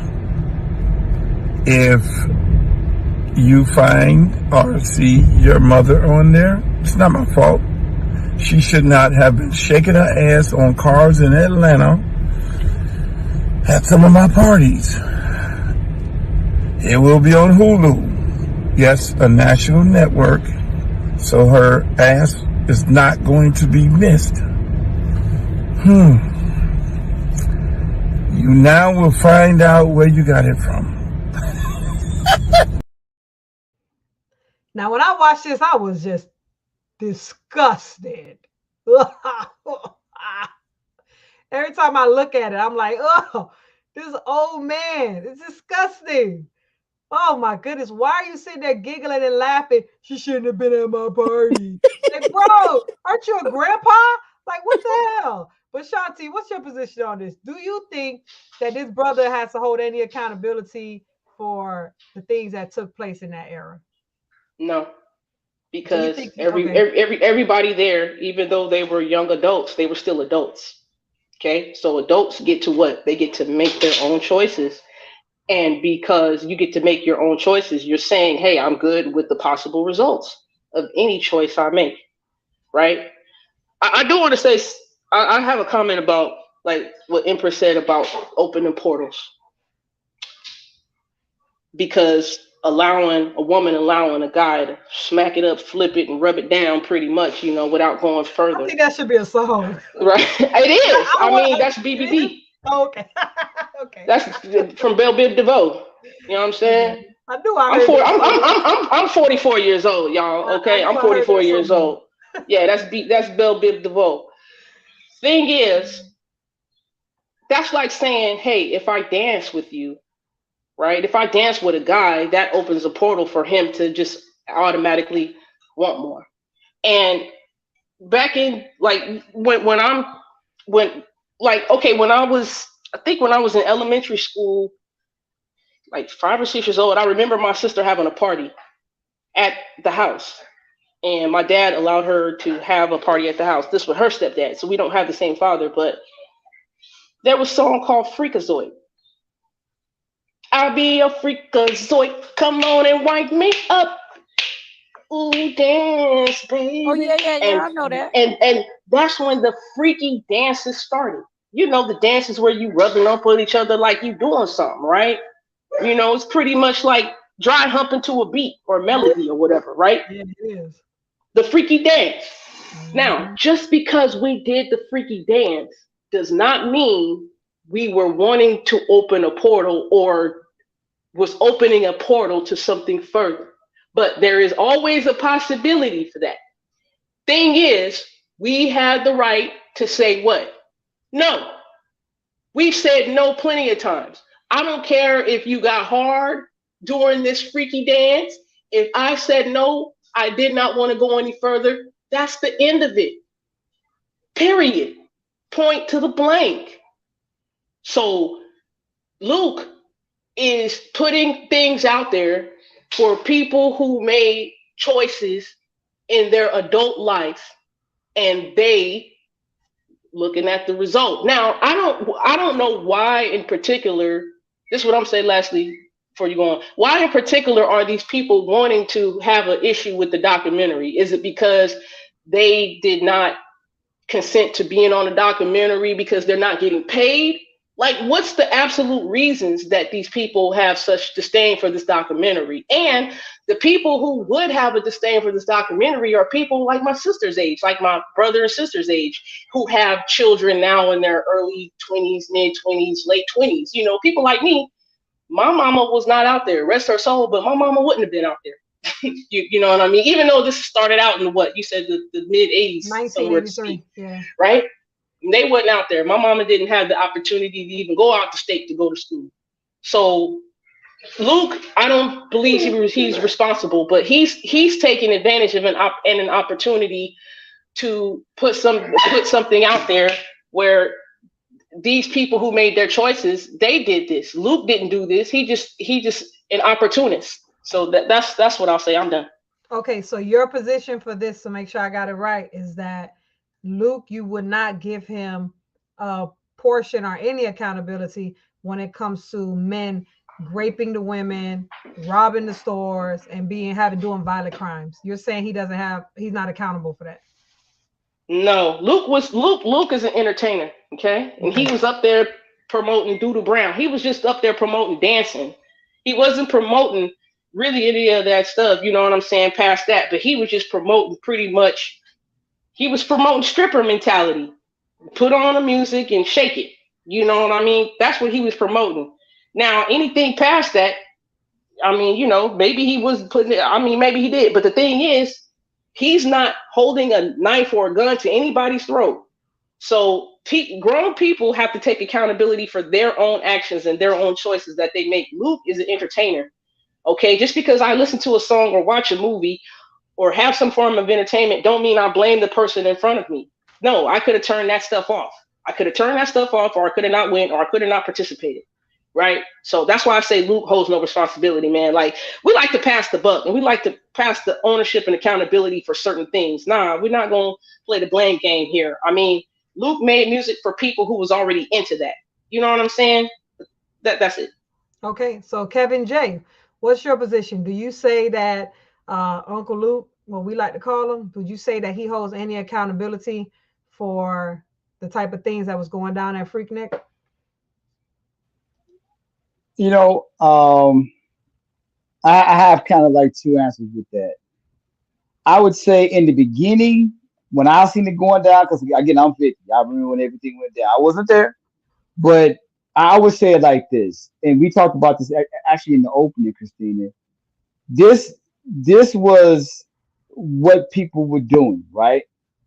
And he was, like she said, and I agree with her to a degree.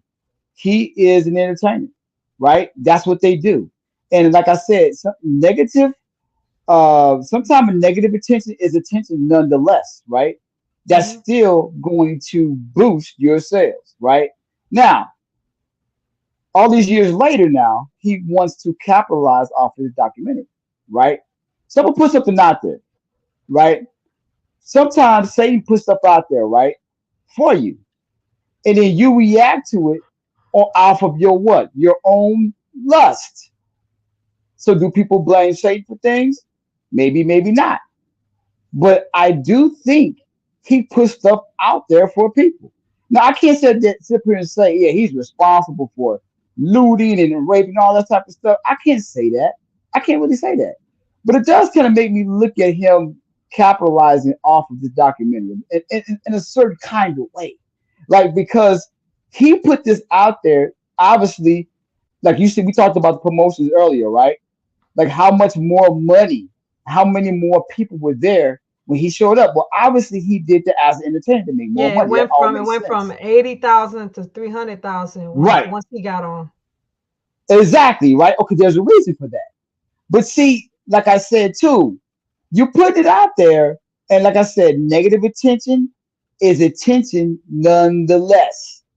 I can't sit up here and just blame him like that, because again, we're all there. They are the word young adult is in that word, which means that they have accountability.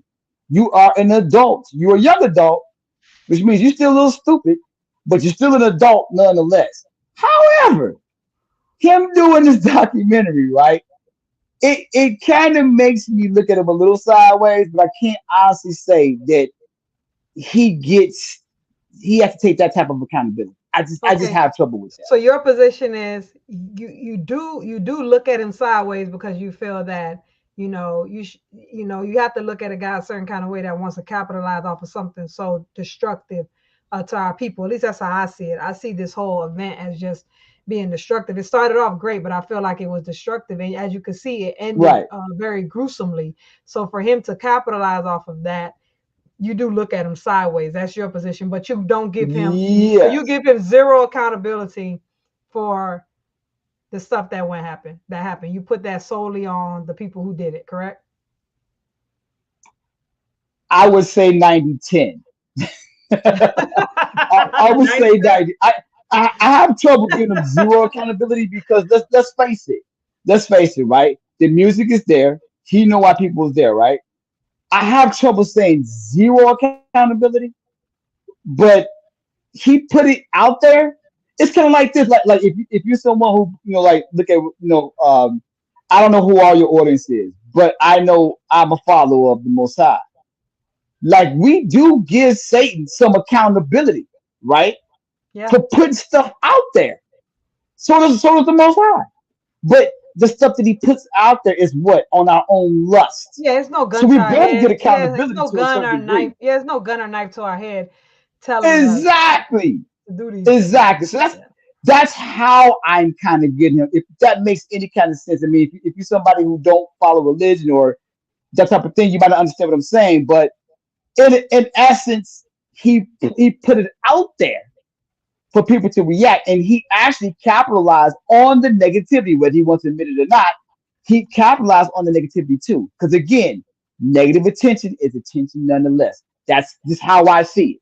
I'm sure people will probably disagree with that, though. Okay, so Empress, what's your position? Do you feel that Uncle Luke holds some, zero, none accountability for the looting, the graping, and the violent crimes? I mean, I think it's pretty much difficult for someone like himself to have any accountability when this is his aim, this is his focus. You know what I mean? I don't agree to the extent where it should be, you know, out there like that for people. A lot of people have changed their lives. They're not in the streets. You know, they do have families to feed. A lot of people may end up losing their jobs behind it, but you know, that is their fault though. You know, they made those decisions. Yes, they were 30 years ago, but nonetheless, they didn't think that, you know, it would ever be a day where this would come up. But you know, they did what they did.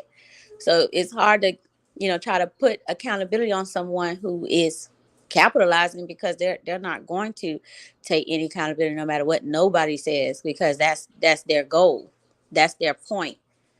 So you're saying that you wouldn't put accountability on him because he wouldn't accept it. Yeah, he's not he's Because not that going was his, you think that, but you think it was his end goal to get freaky, or you think it was his end goal? Do you think what I'm trying to he say is, capitalized off the events, period. but the events went totally sideways. That's why they got canceled. People started getting raped, a lot of violent crimes, and places were getting robbed. Once he started getting on and more people started coming. So do you think he has any accountability for that progression? That's what I'm saying. Whether he'll accept it or not. Yeah, oh, whether he'll accept it or not. I mean, yeah, we all have to answer. I'm not sure, you know, where I would place him in the accountability chart, because that's his genre. You Well, know, he was. Kevin J said 10%. I mean, yeah, 10% is probably it. Oh, you like that Because 10%? Okay. yeah, because all he was doing at that time was just bringing people out just to make $1, just to make the money too back then, and he capitalized off of people's sins. Basically, he capitalized off of their sins, what they wanted to do. You know what I mean? And they came out to support him, so they're the reason why he's able to make this documentary. Yeah, but I want to get to some. Yeah, you can go, and then I want to get to something else. But go ahead. Yeah, I mean, if nobody showed up, it would be nothing to capitalize on. But they supported him, and they by attended the events. So that's my next question, because you just said it. Should we be supporting this as melanated people, our community, our people? This Hulu documentary that's coming out. Should we be supporting? I'm gonna go to you, Shanti, first. I want to know, should we, as a people, be supporting this Hulu documentary of these films and these photographs and all this stuff that's coming out about what was going on in 95? Before you answer, let me play a quick clip and then you're gonna go next. What am I in the kitchen cooking up now? So me and Jermaine Dupri got together to present to the world Freaknik. And all you motherfuckers are nervous. Hey! All of y'all who went to Black College Weekend in Daytona Beach, don't laugh. You can get got too. So Shanti, should we be supporting this documentary coming out? What do you mean by support? Watching it, spending money on it, sharing it. Okay, so I can't say should we. I don't like to tell grown people what they should be doing. I'm gonna point out a fact. We are going to watch this. We are going to support it. You know we are, girl. You know we are. Stop it, Shanti. Stop it. Stop it. You Stop know it. we is. Stop Man, it. we the first in line to get this thing. Stop it. Now, I'm gonna say this: whatever money, like Empress was saying, capitalize. Jermaine Dupri and Luke are gonna make money off of this. The people who end up in this documentary, I believe, would be benefited to be properly monetarily compensated. And therefore, I don't know if it will be as much of an issue. I think that's one of the issues, though. You know what I mean? Like, you're gonna pop up with me in this documentary, and where's my coins? Where's my chalupa? Where's my collard greens? You know what I'm saying? Where's my cabbage? Okay, you know what I'm saying? Like, where the money at? You know what I'm saying? So I can't tell grown people what they doing, but we as people, we gonna be watching that. That's all. Mike muted.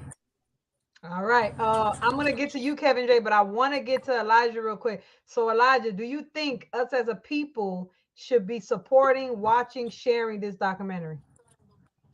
Hey, do you hear me? Yeah, you sound good. What's good? Hey, how you doing? How you doing? Good. Before I answer that, well, first of all, no, I don't think nobody should be supporting it. Just it's wrong, and everything like that. It's wrong, But it's a sinful world. People are gonna go into the lust, and just go back to the other question. I know I've been putting in the comments and everything like that. Like I said, I put down Proverbs 30:20, but as I said before, it's wrong for men to grape. That is just wrong from the grape period. So that's clear cut point and everything like that. Women know what they're looking like when they step outside. Y'all know what y'all looking like. Y'all look in the mirror. You know what I'm saying? That's the best thing y'all women ever that came for life for women is a dang mirror. And y'all ladies know what y'all looking like before y'all go outside. So I'm not saying it's right and everything like that, but there's accountability to that. And I just so your position is that women you're saying that rape is wrong, but you feel that a woman knows how she looks when she walks out that house, therefore some accountability falls on her. That's what you're saying? Some kind of accountability, because Shanti, I'm gonna let you talk, but after that, Shanti, I want you to get into that, what he's saying. But what happened if I wear sweats, brother? Because guess what? My curves and my breasts show through my sweats. Come on. Curves and breasts show through a house coat. Brother, come on. We're giving an excuse not to mature. That's what we're doing. I was fully clothed when my husband met me. And I can't tell you what he said to me when he said, hey, Shanti, the first time I saw you, I was not wearing a quote unquote two-piece. I was fully clothed. And he wanted to come on now, brother. That's what I'm saying. I'm muting. There has to be look, I'm not saying this. I'm not saying that I'm telling you, I'll keep saying it. It's wrong for men, but women have to there has to be accountability for the women for what y'all wearing. There has to be.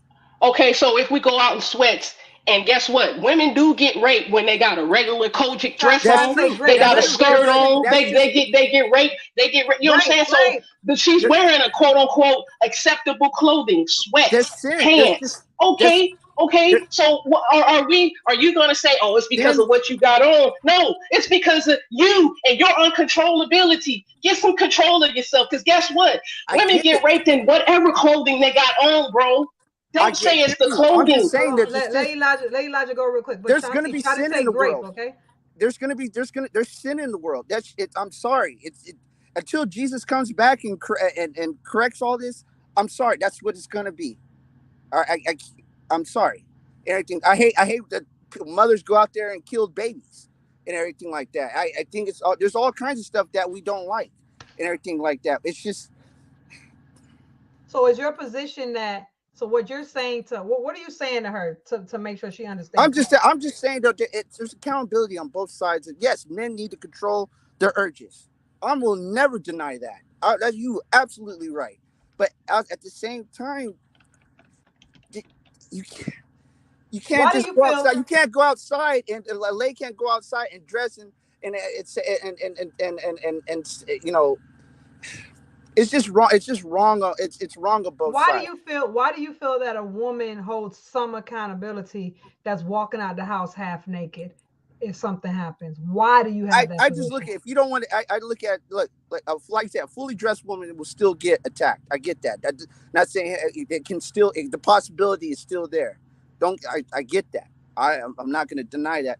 But if you dress like a hoe, you're going to get treated like one. But if you come out a certain way, if you dress something revealing, because like I said, we all know us as men, we're visual creatures. There has to be.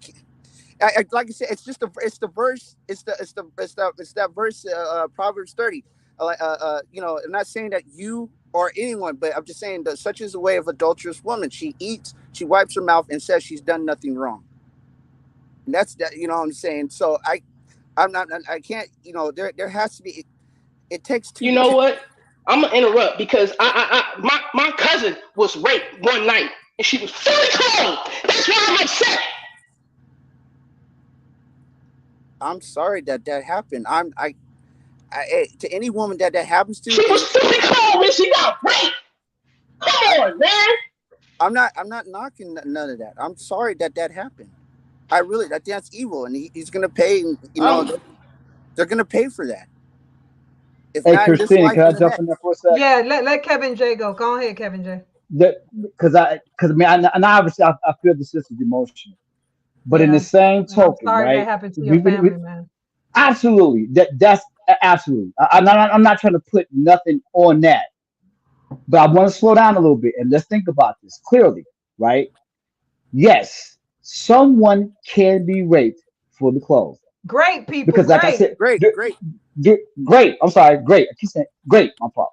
So I mentioned before, you have people, men, that just have a mental disturbance when it comes to understanding the female body. This is actually true. If anybody knows anything about mental health, psychology, it's true. Here's the thing, now we got to be honest about this. Every woman on the panel, be honest about this. When you reveal flesh, does that or don't that ignite some type of thought process in a man? But if a man looks at a woman, right, they got clothes on, but they're revealing more flesh, there is something that a man looks and go, look, I'm a man, I know. If I see a woman fully dressed, she can have all the breasts and boobs she wants, and she's fully dressed, I might, oh yeah, she thick, whatever. But that same thought process is not going to ignite when I see flesh on the woman revealed. This is why you have so many religions out there, whether I agree with them or not, they keep their women clothed. There's other cultures that see this but and know this. Position is, this is Shanti's position. Her position is control yourself. That's what she said. Yeah, so what if it ignited, bro? Yeah, so what if it's ignited, but are you supposed to act on your impulse of being ignited? Go ask for some twat. You guys just don't, not you, but some of these guys just don't got no game, bro. This is an excuse not to try to have some game. Yes, you're being ignited, but are you supposed to, we're not saying don't get ignited, okay? We're saying, are you supposed to act on that lust? Okay, if you act on that lust, go holler at the sister. There's a possibility she might say yeah, because she might be one of those sisters. This is an excuse for some brothers not to try to have some game. GAME. Okay, a lot of brothers now don't have no game. With that. Some of these cats need to have game 101. And my man, I'm telling you, my husband don't like to do stuff like this, but I'm telling you, he should do a seminar because a lot of men would flunk at being men. In his eyes, you know what I'm saying? He got all the game. You think that would help them? You think that if men learn how to get better game when trying to get with women, they won't give into that igniting that happens when they see the flesh? Yeah, I'm gonna say yes because it's not just that, but it's also that's a piece learning how to control that and learning how to deal with rejection. There's a black man, he's a psychologist, he's in Texas, his name is Dr. Rick Wallace. I listen to him all the time. He has this thing called Black Men Lead, where he takes young men starting at the age of like 5 or 6 and starts to bring them up. And he teaches the brothers how to really pretty much have game, right? And also how to deal with rejection. Okay. So that's what this is. Yeah, brother, these things are in you. They're natural to you, but learn how to, and we have to be taught and be willing to be taught to learn how to control that. Okay. So learn how to have some game. Hey, sis, you know what I'm saying? You wanna, you know what I mean? And she say, all right, no, I don't wanna. Okay, cool. All right, sis, I'll just hop to the next. You know what I'm saying? Like, dude, if our young brothers are taught how to deal with rejection, I think they'll be okay. But a lot of brothers need to sit or lay on somebody's couch. They need therapy, psychotherapy. They need counseling. They need to sit on a black man couch. Okay, so Kevin J, I want to hear from you, and then Ashanti, somebody got a question in the comment section, but Kevin J, respond to that. Yeah, I am. Here's the thing, and this is what I want to stay on point of what we're talking about too. What we're talking about is people going to this event, right? And we're saying now I agree with what part of what she's saying. Not I don't totally disagree, but you're going to this event, and I think this is what the other brother was saying too. You're going to an event with intoxication, music, whatever. If the vibe is up, energy is up. What she's saying is, hey, have some game. I get that. But what I'm saying is this: when we talk about accountability of what you're wearing, I said, Christine, you probably remember this earlier. I said this. You're going there. If you're exposing your flesh at this particular event, I'm saying, yeah, there's got to be a little bit more accountability because you're dealing with men in general. Period.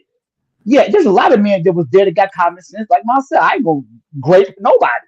But my point is, you're dealing with people that are not all thinking on the same level. And when we talk about accountability and how you're dressing, if you expose your flesh, especially at this event, that's what we're saying. I'm saying that you're exposing yourself at this event, and also allowing people to, in my opinion, to cross a certain line, right?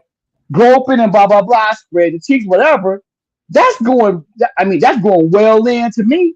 So there is got to be some type of accountability for the female too. If we say that's not true, then something's wrong with us as a people. Then, because it makes to me, if you dress like that at this event, and the women have zero accountability, then the whole point of men being attracted to women, there's something wrong with that whole idea. Then. See, that's not the idea. See, because we know when we sell clothes, when women sell and wear certain things a certain way, we already know that that's what they're doing. And that's part of what we're saying as a whole. When you say a woman has to take accountability, you know how you are dressing. You know that. And you also know the event that you're going to. We're saying, hey, think about it. That's all we're saying. I don't think that that's out of the norm, because if you really look at it, and I guess whenever people, I'm not going to view this documentary though. Y'all can speak for yourselves. I'm not viewing it at all. I have absolutely no reason to look at that. But I'm speaking for myself.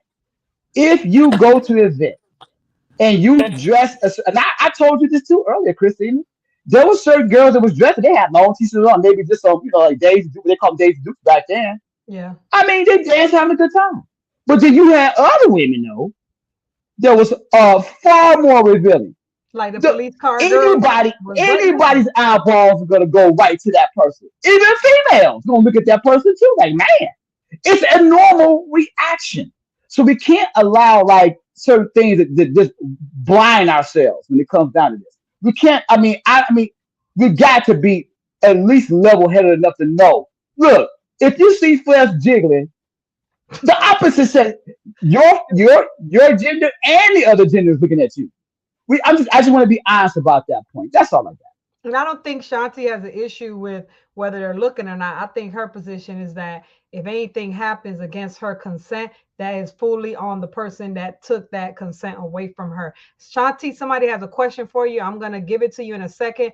but they also got a question for the fellas too. But I got to hear from Empress, and then we're going to go to the questions that are for the guys and the question that's for Shanti. So Empress, go ahead and jump into the conversation real quick before we get to the question. Oh yeah, I man, look, there's so many ideas floating around. I almost forgot what the question was.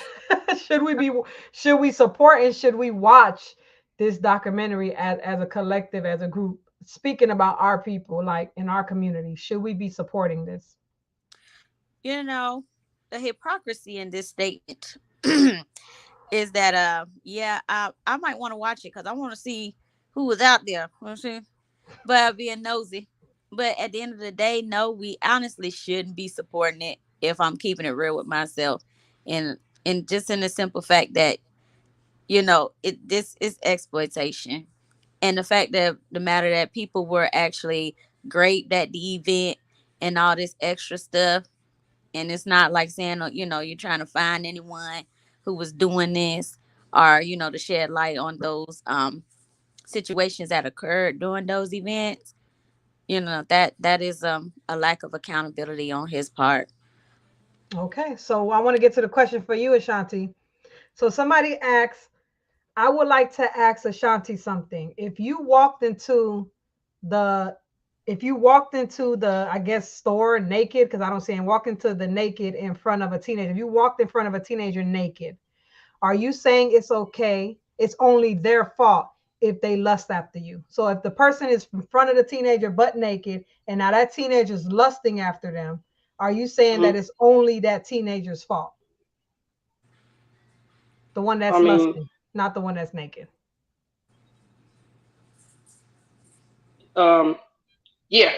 I mean, out here in California, we got nude beaches. We got nude beaches out here in California. And they ain't shut down no nude beaches. Okay?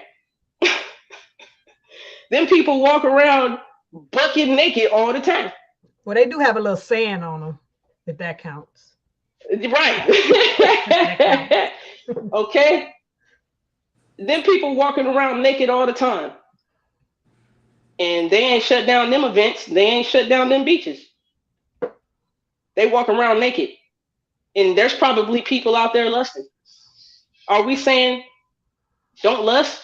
I mean, lusting is one thing, but acting on your lust is another.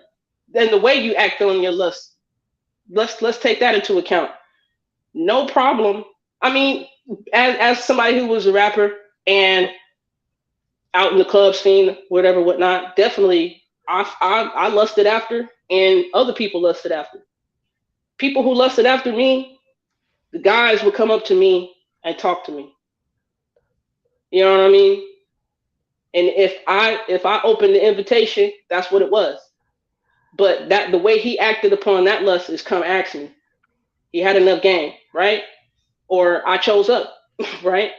If I reject it, walk away. A lot of dudes got rejected, walk away. They go to the next chick.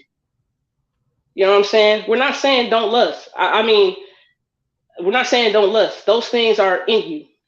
You know, it's how you're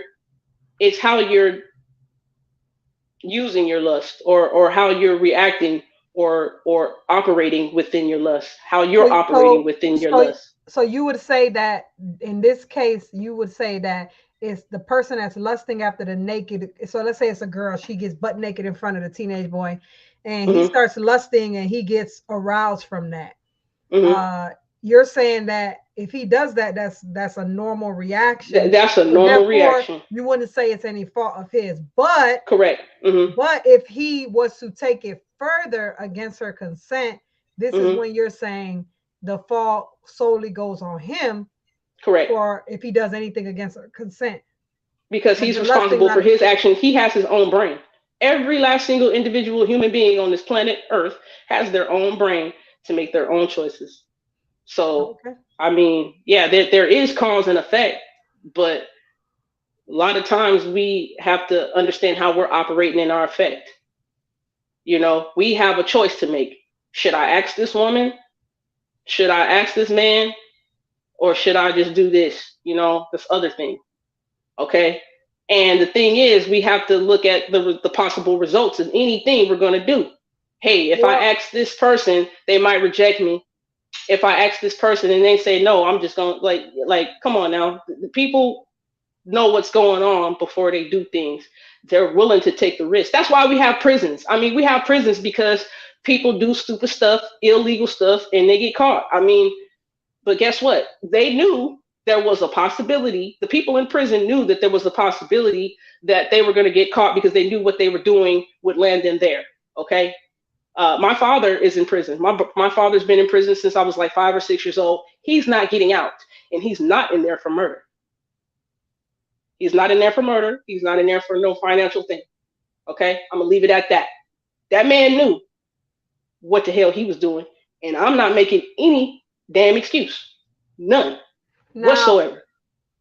Okay, now I think I did give another example, but I want to get to the other question as for the fellas, and then if you want, Ashanti will respond to the second part of another person asks you another question. I'm assuming it's for you. Another person asks another question. Whatever question you guys are asking, make sure you put the person who you're talking to. So this one was for the fellas. So I guess we'll go to Kevin J and then Elijah. If you guys want to answer this, it says, do the men, that's when I say do they, it's the men. Do the men think that men seeing other women seductively dressed can drive them to attack a woman that's fully clothed and see her as being weaker than the loosely dressed woman? Now, see, that question right there, to me, is just, you know what? I'll put it this way. No.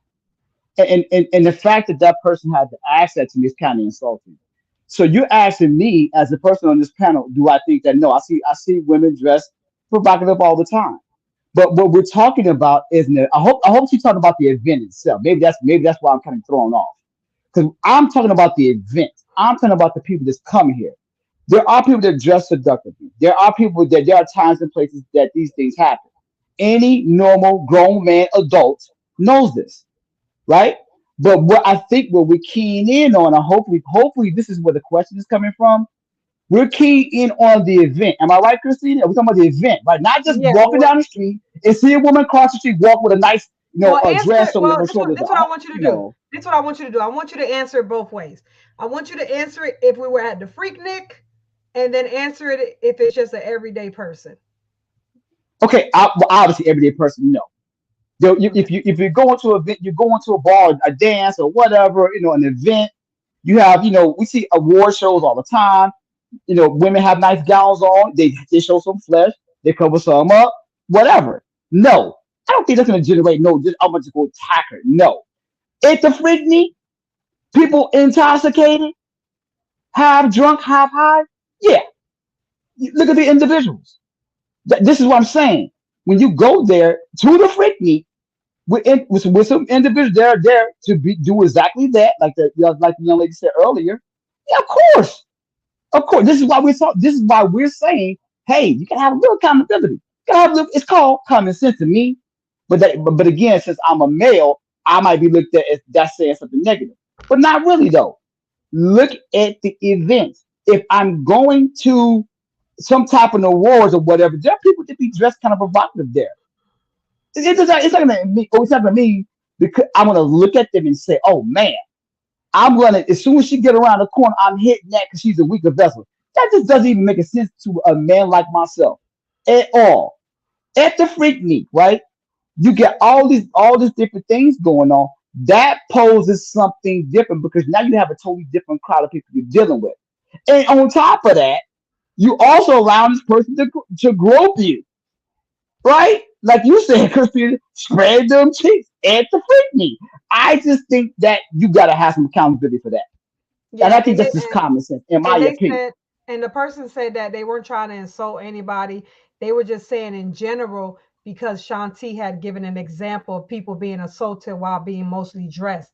She apologizes and wants to be, and she's saying that it wasn't specific to the Freaknik. And she apologized for the confusion. But she said she was responding that way. Oh, no. What Shanti was saying about, someone could be fully dressed, like what happened to her family member, and they were fully dressed. So that's what she was referring to when she asked that question. Oh, okay. I want to make sure. It seems as if though the way I'm looking at it. Oh, you kind of broke up. We lost you for a moment, Kevin.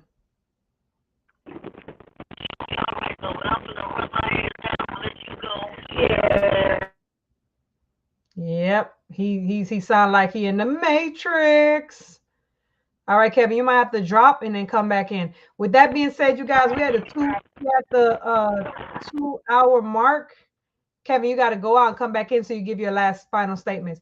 We're at the 2 hour mark. Elijah, I'm gonna let you wrap up real quick what you want to say to the panel, any comments or anything, your last statements, and then we're gonna hear from the panel and wrap it up. So Elijah, you want to add anything else before we close out? Well, I'm gonna start saying this, Shanti. I wasn't trying to get you riled up, and this is just a hot topic and everything like that, and it's a hard topic and everything like that. So to any woman that does hear this and hears me say this, I'm not trying to be evil and everything like that. I was just I stand on my point. I know you may not like it and everything like that. I just do feel there has to be some type of, like you only said, there is a cause and effect and stuff. And so I'm not trying to, but I apologize to you. So just know that and everything. But to the other question that was given for the men, I agree with what Kevin was saying. I can't really add to that because I have nothing really more to add to that. He said everything that needs to be said to that and stuff. And to Luke, to what he's doing, I do feel like he's the devil's advocate, because as long as this thing has been going on since what started, 83, 81, whatever and stuff. And I'm pretty sure there were reports of that going on with grape going on before, and he still kept doing it and everything. Yeah, people showed up and everything. He still kept going on. He had to have some type of inclination. Like, I just can't say he's fully exalted. So, like I say, it's going to be issue when we stand. It's going to be issue when he stands before God and stuff. So, yeah, that's how I feel, and that's all I got to say. Well, thank you again, Elijah, for coming on. Just so you guys know, Elijah's a big supporter. I think he's almost on every show. He's always commenting, always coming on. So I have to definitely give you a shout out to Elijah and Jess Reese. She did a shout out to me. Reese did a shout out to me earlier today, showing some love and support. So I got to give that person a shout out as well. Thank you guys all for all the love and support. Even Shanti, she's new on the show since last week, and she's been doing nothing but giving a lot of support ever since. And I definitely want to thank her. Avanisha, of course, I love you, girl. You always got my back, always supporting everything that I do. And everybody who's in the panel too, all you guys out there in the panel, thank you guys so much for just being here and commenting and getting the show going. And Kevin J, you've been here from the very, very, very beginning when we were doing it over the phone. We didn't even do live stream yet. So thank you too for all your love and support. I want to get to the final statement. So Shanti, since we heard from the guys back to back, I want you to give your final statements and wrap up the show regarding the Freaknik, the rise and the fall, and anything you want to put out there that you felt you didn't get out quite yet. I do want to say thank you for allowing me on the show, even though I got riled up. I mean, I think it makes for a good show. I think it makes for a good show. It do. I mean, now I will say to Reese, what up, Reese? No apology needed, sis. You know what I'm saying? I got riled up on my own accord. No apology needed, Elijah. I got riled up on my own accord. I'm taking ownership and responsibility for getting riled up, and I don't take any of my riled up back. I meant every last piece of my emotion because it was real and it was honest. It was from the heart. Freaknik. It is what it is, and it was what it was. Us as adults, let's start to understand we all have a brain. We all have the right to choose. So let's just understand to make a choice, to stick with it. And whatever choice you make, just know that it has a result. Ask yourself, are you going to be okay with the result of you making that choice? Right? Remember, there's different levels of things and there's different levels of freaks. You go to a pool party this summer, ask yourself, am I going to see women in bikinis and lose control? If I am, Look within. Fellas or ladies, if you go to a pool party this summer, you see some guys in some Speedos, ask yourself, are you going to lose control? If you're going to lose control, say, hey, I need to start looking within. Thank you again.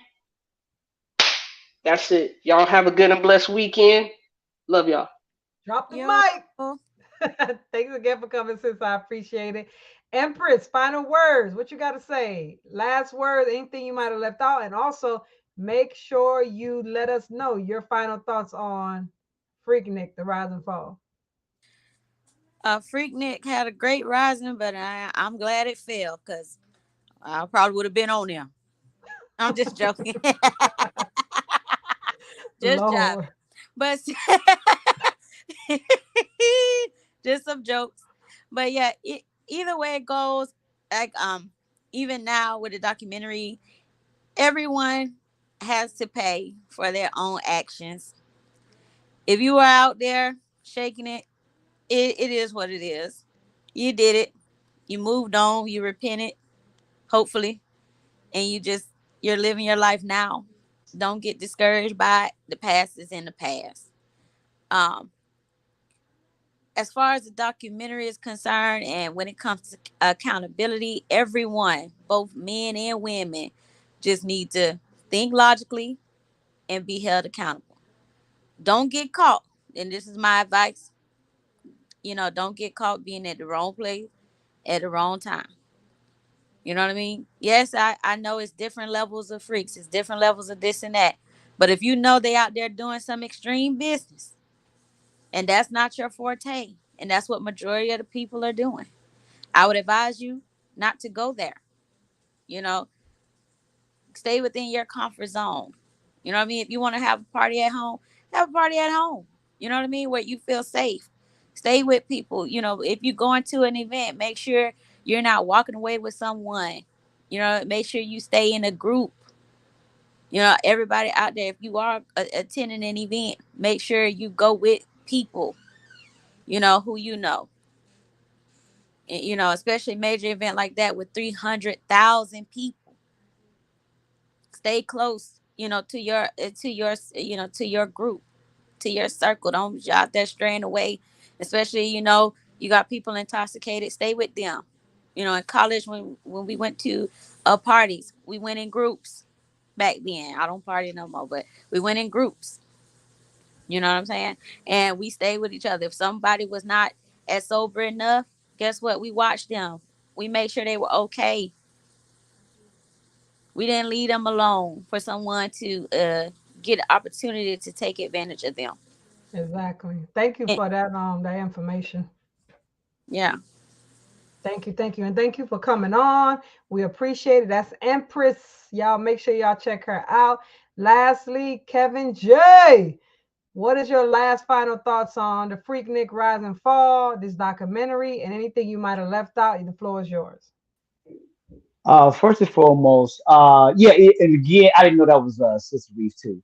Then, if I had known that question would have made more sense to me if I knew it was from her. No, it was all good, sister, and I probably took that wrong. So I apologize to you. I know you didn't mean any ill intent. In terms of this, look, I think I really, really like what Empress just said, because I think a lot of times when women move in groups, especially in those situations, there's a lot less chance of something going on. That makes so much sense of what she said because she realizes the dangers, right? I appreciate that what she said. In terms of this documentary or whatever, no, I'm not supporting it at all. But Kristen, you know why? Like for me, you know me from from a religious viewpoint. You know me. I'm not supporting that in any kind of way. Yeah. Because I just don't feel that that's something that I'm gonna watch or need to watch. Like for one, I was around during that time period, and I was like, you know, an older young adult when it was going on. I remember a lot of things that was going on at the time, like live. It does me no good to support something like that. I do hate the fact though that the people that do show up on this documentary people who have changed their lives, who not even that same person no more. Like we talk about this in Christianity too. Like when you leave that old life behind, you want that left behind. So I do kind of feel sorry for the people that, yeah, you were there, you were shaking your thing or doing whatever. But I do kind of feel sorry for the people that legitimately changed their lives, that no longer live that type of life at all. They probably have a great career. And Yeah. that's not even the person that they no longer are no more. They're not Yeah. even, they probably couldn't even recognize that person. Yeah. You know what I mean? That many years ago. So I do have a certain empathy for the people that truly changed their lives, no longer living like this. And you got this guy going to make more money off of this thing so many years later. 30 And years then and later. for the people 30 years later, right? And then for the people that might lose their job, well, what happens to them? They're not getting no cut or none of that. And they may lose their employment. You know what I mean? So I don't know. I can't support it. I hate anything, the grape and everything that just happened. All of the reasons that failed is what really made my heart sink when I heard it live happening. I was like, man, like, and the first thing I thought was, we can't really do nothing without it getting, what doing what they call doing too much, and doing too much is exactly what that whole entire event was. So, in my opinion, I don't think that when we look at these artists and what they do and what they stand for, and how they go about making money. We don't see that when we're buying their records at a certain age. But then when you grow up, you get a little older, you look back at that particular artist, you're like, man, how did I even buy this person's album? You know what I mean? So, but these are all things that we learn as we grow up, get older, and become, more grounded in the person that we actually are. So, in my opinion, I wouldn't tell anybody to support this at all. I'm not gonna watch not 1 minute of it. And I just pray for the people that if you show up on there, yeah, you do have some responsibility because you were there. But I really feel sorry for the people that, like I said, who've totally changed their lives, and that's gonna bring that back up. But It's like if you sin, I think it you could be bring a your sin blessing back up though. to your face. It could be a blessing for people because if that was your life, yeah, it's gonna be embarrassing and it's not gonna be a good feeling, especially if you change. But it could help so many other people to see, like, look, I lived it, I did it, I was there. Hmm. Trust me, it doesn't end well. Don't be in that type of lifestyle. Don't go to these type of things. Don't do these type of things because it could come back and ruin your life. And I think it could hopefully, I'm not saying to the expense of them being harmed or hurt emotionally anyway, that's okay. But if it happens, I hope that a blessing can come out of it in the sense that the person that it's happening to can find comfort and their whole life doesn't get ripped away from them. And also, people that are behind us, our younger generation, can learn from this and grow from this so that we don't have to continue to perpetuate that same system over and over again, continually doing the same thing and just getting worse and worse and worse in our community. But with that, I'll give you a last statement and then we'll close it out, Kevin.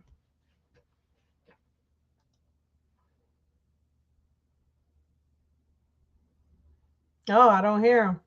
All right, Kevin. Say it Okay. again. I said I was You gonna wanted give me you, to? yeah, I want you to give your last statements, then we're gonna close it out. If you want to Oh yeah, no, no, no. At the end of the day, I just I think it was a great show. Obviously, you definitely it started off fun. Obviously things got a little emotional there, but at the end of the day, I think we all learned about what we do in the past too, and how how that comes up on us, but also the mentality of people at the time, the people that got hurt. I definitely pray for those people. And again, I think that you doing this show definitely brings out it points out to a lot of different things. So, I really appreciate you having me on too. Thank you so much. It was good to support you. So I haven't been around in the last couple, but it's been a little Nah, it's all hectic. But good. I know you're thank you busy. so much. I appreciate you, sis. Oh And no, I thank definitely love you. your show. Oh, thank you, thank you, thank you. Thank you guys all for coming today. Again, if you guys liked the show today, if you enjoyed it, I'm going to be breaking it down into making little shorts. We're on TikTok, we're on Instagram, we're on Facebook, we're on YouTube. Make sure you check us out. Let's Talk Podcast 55. Look for that purple mic. Make sure you follow us, you like us, make sure you share. And if you enjoyed today's show and you learned something, definitely, if you feel in your heart that you want to give and support this channel, all you got to do is go to Cash App, Let's Talk Podcast 55, and we'll appreciate any donation because it'll definitely go into the growth of this channel to help us to try to continue to get these conversations out there. It did get a little touchy today, but that's what it is when we're talking about issues that are literally in our back door, in our front yard, in our homes. This is the type of stuff that's going to happen, and we need to talk about it because it's a lot of healing that needs to be done. It's a lot of correction. It's a lot of accountability and responsibility that needs to be handed out. And until we look in that mirror and start making changes within ourselves, we're going to find ourselves in 30 years from now with a whole nother Freaknik, and it may be our children that's in those videos. With that, thank you guys again. I can't wait to talk.